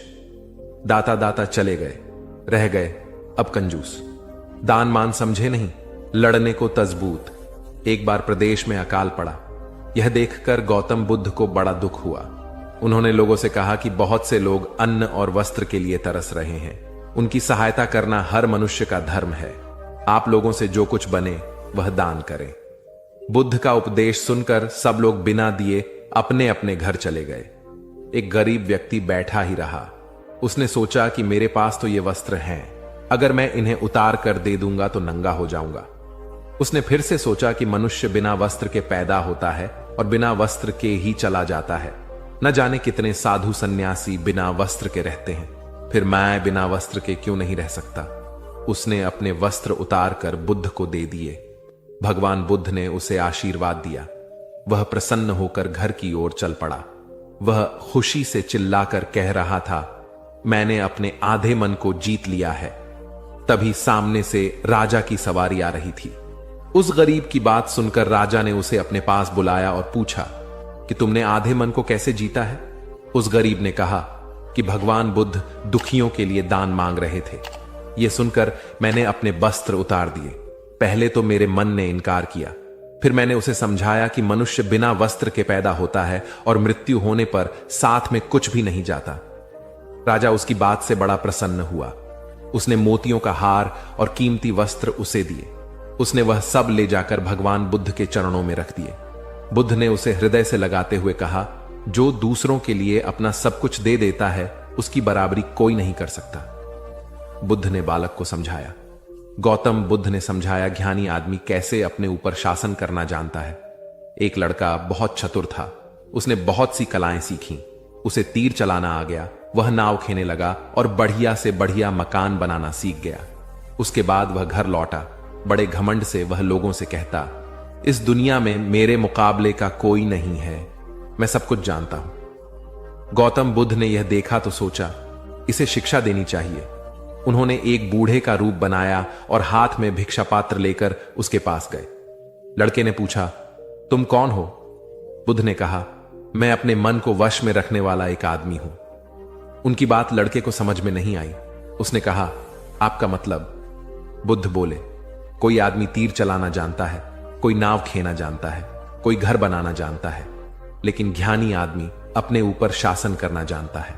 लड़का बुद्ध के इतने कहने पर भी कुछ न समझ सका। उनसे फिर पूछा, अपने ऊपर शासन करना क्या होता है? बुद्ध ने कहा, अगर कोई उसकी प्रशंसा करे तो वह खुशी से नहीं फूलता, निंदा करे तो दुखी नहीं होता। इस तरह उसका मन उसके वश में रहता है। ऐसा आदमी किसी चीज या हुनर का अभिमान नहीं करता। बुद्ध की बात का उस लड़के पर ऐसा असर हुआ कि उस दिन से उसने डींग हाँकना बंद कर दिया। बुद्ध का शिष्य। महाभारत में बताया गया है कि भीष्म पितामह को इच्छा मृत्यु का वरदान प्राप्त था, अर्थात वे स्वयं जब तक मृत्यु का आह्वान न करें, काल उनके पास भी नहीं भटक सकता था। इसी तरह अमरता को लेकर अनेक कथाएं प्रचलित हैं। महात्मा बुद्ध अपने शिष्यों के साथ भिक्षाटन पर जा रहे थे। रास्ते में शिष्यों ने एक पौधे की तरफ इशारा करते हुए पूछा, भंते, इस पौधे की उम्र क्या है? बुद्ध ने बताया कि यह अमर वृक्ष है, इसकी उम्र अंतहीन है। तभी एक शिष्य ने उस वृक्ष को जड़ से उखाड़ फेंक दिया और बुद्ध से बोला, गुरुवर, मैंने उसे एक ही पल में उखाड़ कर समाप्त कर दिया। बुद्ध मुस्कुराए और निशब्द आगे बढ़ गए। महीनों बाद जब चातुर्मास बिताकर वे उसी रास्ते से लौटे तो सभी ने उस पौधे को वापस हरा भरा देखा। वृक्ष को उखाड़ने वाले शिष्य ने पूछा, तथागत, आपको इस पौधे की अनश्वरता का कैसे पता चला? बुद्ध ने उत्तर दिया, मैं इस नन्हे से पौधे की अनंत जिजीविषा को जानता था। यह जीवन और अमरता की पहली शर्त है। जिसमें यह भावना है वही जीवन को दीर्घ बना सकता है। बुद्ध की सहनशीलता। गौतम बुद्ध सत्य, अहिंसा और सहिष्णुता की प्रतिमूर्ति थे। इन्हीं सद्गुणों का उपदेश वे घूम घूम कर देते और लोगों से इन्हें अपनाने का आग्रह करते। एक दिन वे किसी गांव में पहुंचे। वहां कुछ ऐसे अज्ञानी लोग थे जो बुद्ध के विरोधी थे। वे बुद्ध को अपशब्द कहने लगे। ये देखकर बुद्ध के शिष्यों को बहुत बुरा लगा। उन्होंने बुद्ध से इसका विरोध करने का आग्रह किया तो बुद्ध ने उन्हें समझाया कि ये लोग तो अपशब्द ही कह रहे हैं। यदि ये पत्थर भी मार रहे होते तो भी मैं कहता कि मारने दो। मैं जानता हूं कि ये कुछ कहना चाहते हैं लेकिन क्रोध के कारण कह नहीं पा रहे। 10 साल पूर्व यदि ये ही लोग मुझे गाली देते तो मैं भी इन्हें गाली देता, किंतु अब तो लेन देन से मुक्ति मिल गई है। क्रोध से अपशब्द निकलते हैं। यहां तो क्रोध भवन कब का ढह चुका है। बुद्ध के विचार सुनकर अपशब्द कहने वाले हैरान रह गए। बुद्ध ने आगे अपने शिष्यों से कहा, इन लोगों को बताओ कि पिछले गांव में क्या हुआ था। शिष्यों ने बताया, वहां के लोग फल व मिठाइयां लेकर आए थे और आपने यह कहकर वे चीजें लौटा दी कि अब लेने वाला विदा हो चुका है। 10 साल पहले आते तो मैं ये सभी उपहार ले लेता। बुद्ध बोले, उन लोगों ने मिठाइयां गांव में बांट दी, लेकिन आप ये अपशब्द गांव में न बांटे। आप मुझे क्रोध नहीं दिला सकते। ठीक उस खूंटी की तरह जो किसी को नहीं टांगती, लोग उस पर वस्त्र अवश्य टांग देते हैं। कथा का सार यह है कि साक्षी भाव सच्चे संत की पहचान है। जो अच्छे बुरे, लाभ हानि, अंपना पराया के संकीर्ण भाव से मुक्त हो जाता है, उसे ही संतत्व की प्राप्ति होती है। मगध राज्य का राजकुमार श्रोण बेहद उद्दंड था। उसको दूसरों के अपमान में आनंद की अनुभूति होती थी।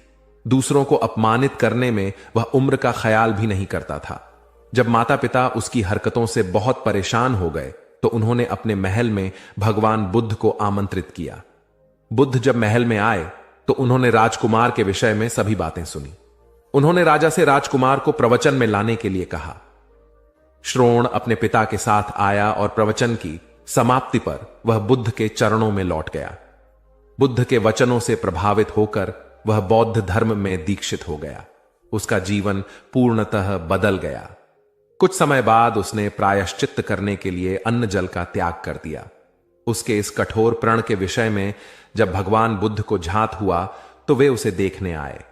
उन्होंने स्नेहपूर्वक उसके मस्तक पर हाथ रखा और बोले, श्रोण, अन्न जल के त्याग के चलते तुम्हारा स्वास्थ्य गिरता जा रहा है। तुम संगीत के जानकार हो, अत उससे जुड़े मेरे एक प्रश्न का उत्तर दो। क्या वीणा के तार ढीले करने पर उससे स्वर लहरी फूटती है? श्रोण ने जवाब दिया, नहीं भगवानु। बुद्ध ने पुनः प्रश्न किया, तब तो तारों को खूब कसना पड़ता होगा?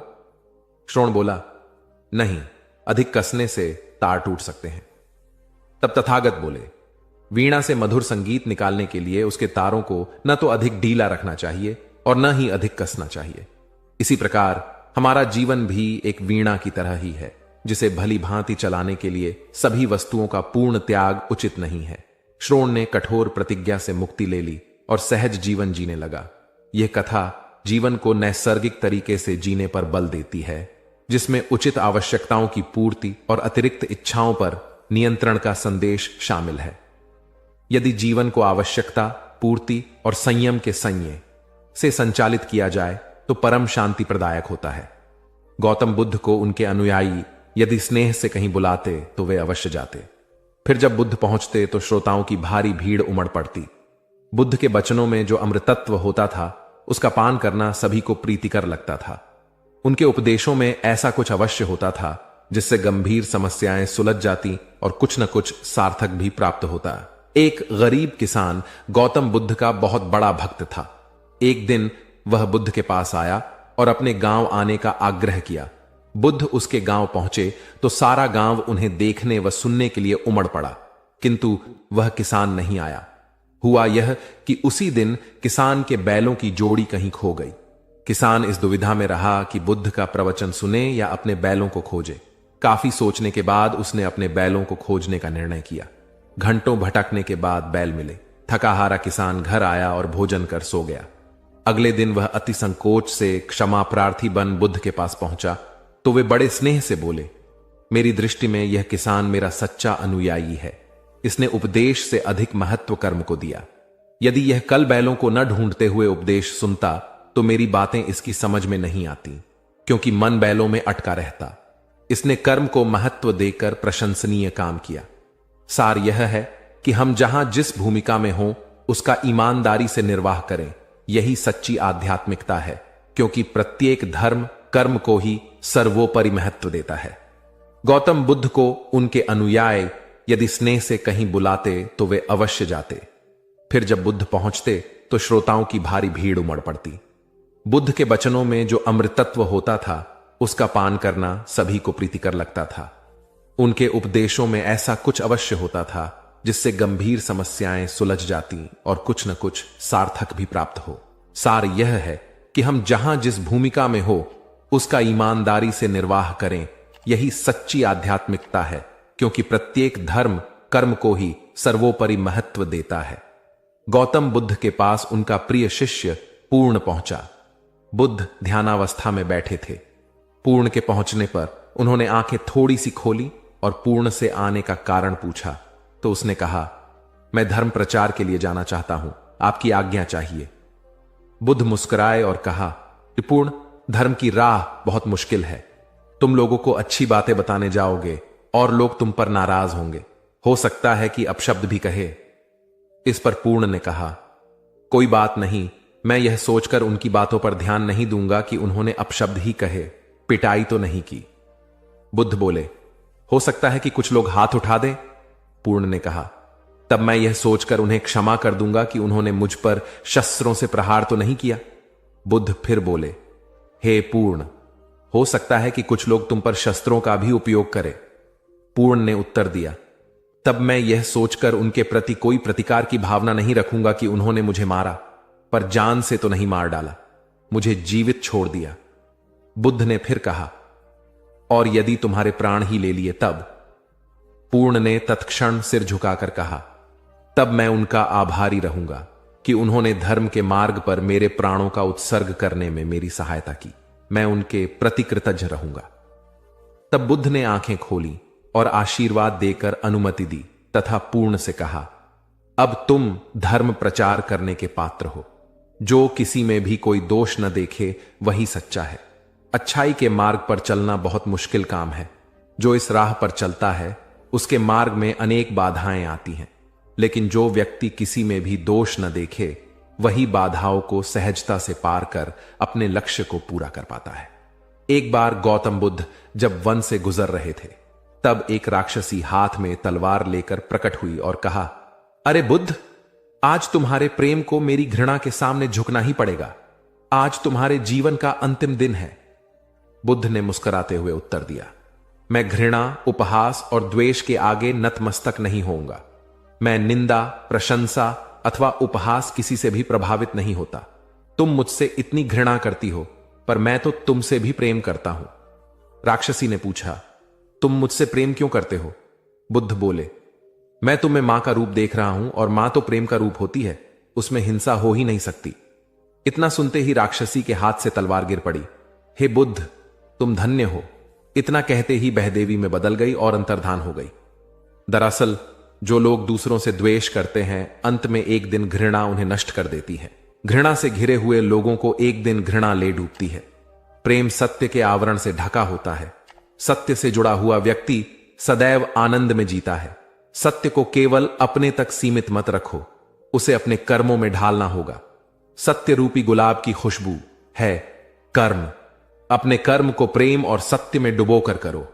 प्रेम और सत्य मनुष्य को विकास की ओर ले जाते हैं। ध्यान रहे कि ये दोनों मार्ग ईश्वर की ओर जाते हैं। इस मार्ग पर चलने वाले सहज में ही आनंद और शांति को पा लेते हैं। गौतम बुद्ध भ्रमण करते हुए वैशाली नगर के वन विहार में पहुंचे। उनके आगमन का समाचार पूरे नगर में फैल गया। कुछ ही समय में मानो पूरा नगर उनके दर्शन के लिए उमड़ पड़ा। बड़े व्यापारी, शिक्षाविद, समाज सेवी, अधिकारी और राज परिवार से जुड़े कई वरिष्ठ भी वहां पहुंचे। सभी की भावना थी कि तथागत बुद्ध अपने शिष्यों सहित उनके निवास पर पहुंचे एवं भोज का आमंत्रण स्वीकारें। बुद्ध सभी के निवेदन को सुन रहे थे और स्वभावगत मुस्कान के साथ आमंत्रण का आभार व्यक्त कर रहे थे। तभी वैशाली की यात गणिका आम्रपाली भी वहां पहुंची।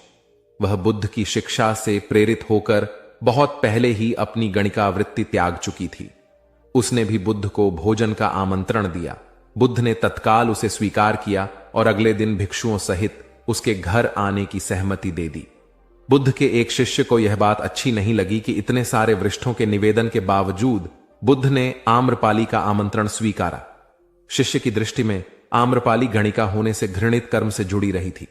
जब सभी लोग चले गए तब शिष्य ने पूछा, भगवान, इतने लोगों ने आपको न्योता दिया, फिर आपने आम्रपाली का ही आमंत्रण क्यों स्वीकारा? बुद्ध ने कहा, माना वह गणिका थी, लेकिन पश्चाताप की अग्नि में तपकर वह निर्मल हो चुकी है। यदि कोई व्यक्ति इस निर्मलता को प्राप्त कर ले तो वह उनसे भी श्रेष्ठ हो जाता है जो ऐसे किसी घृणित कर्म में लीन न रहे हों।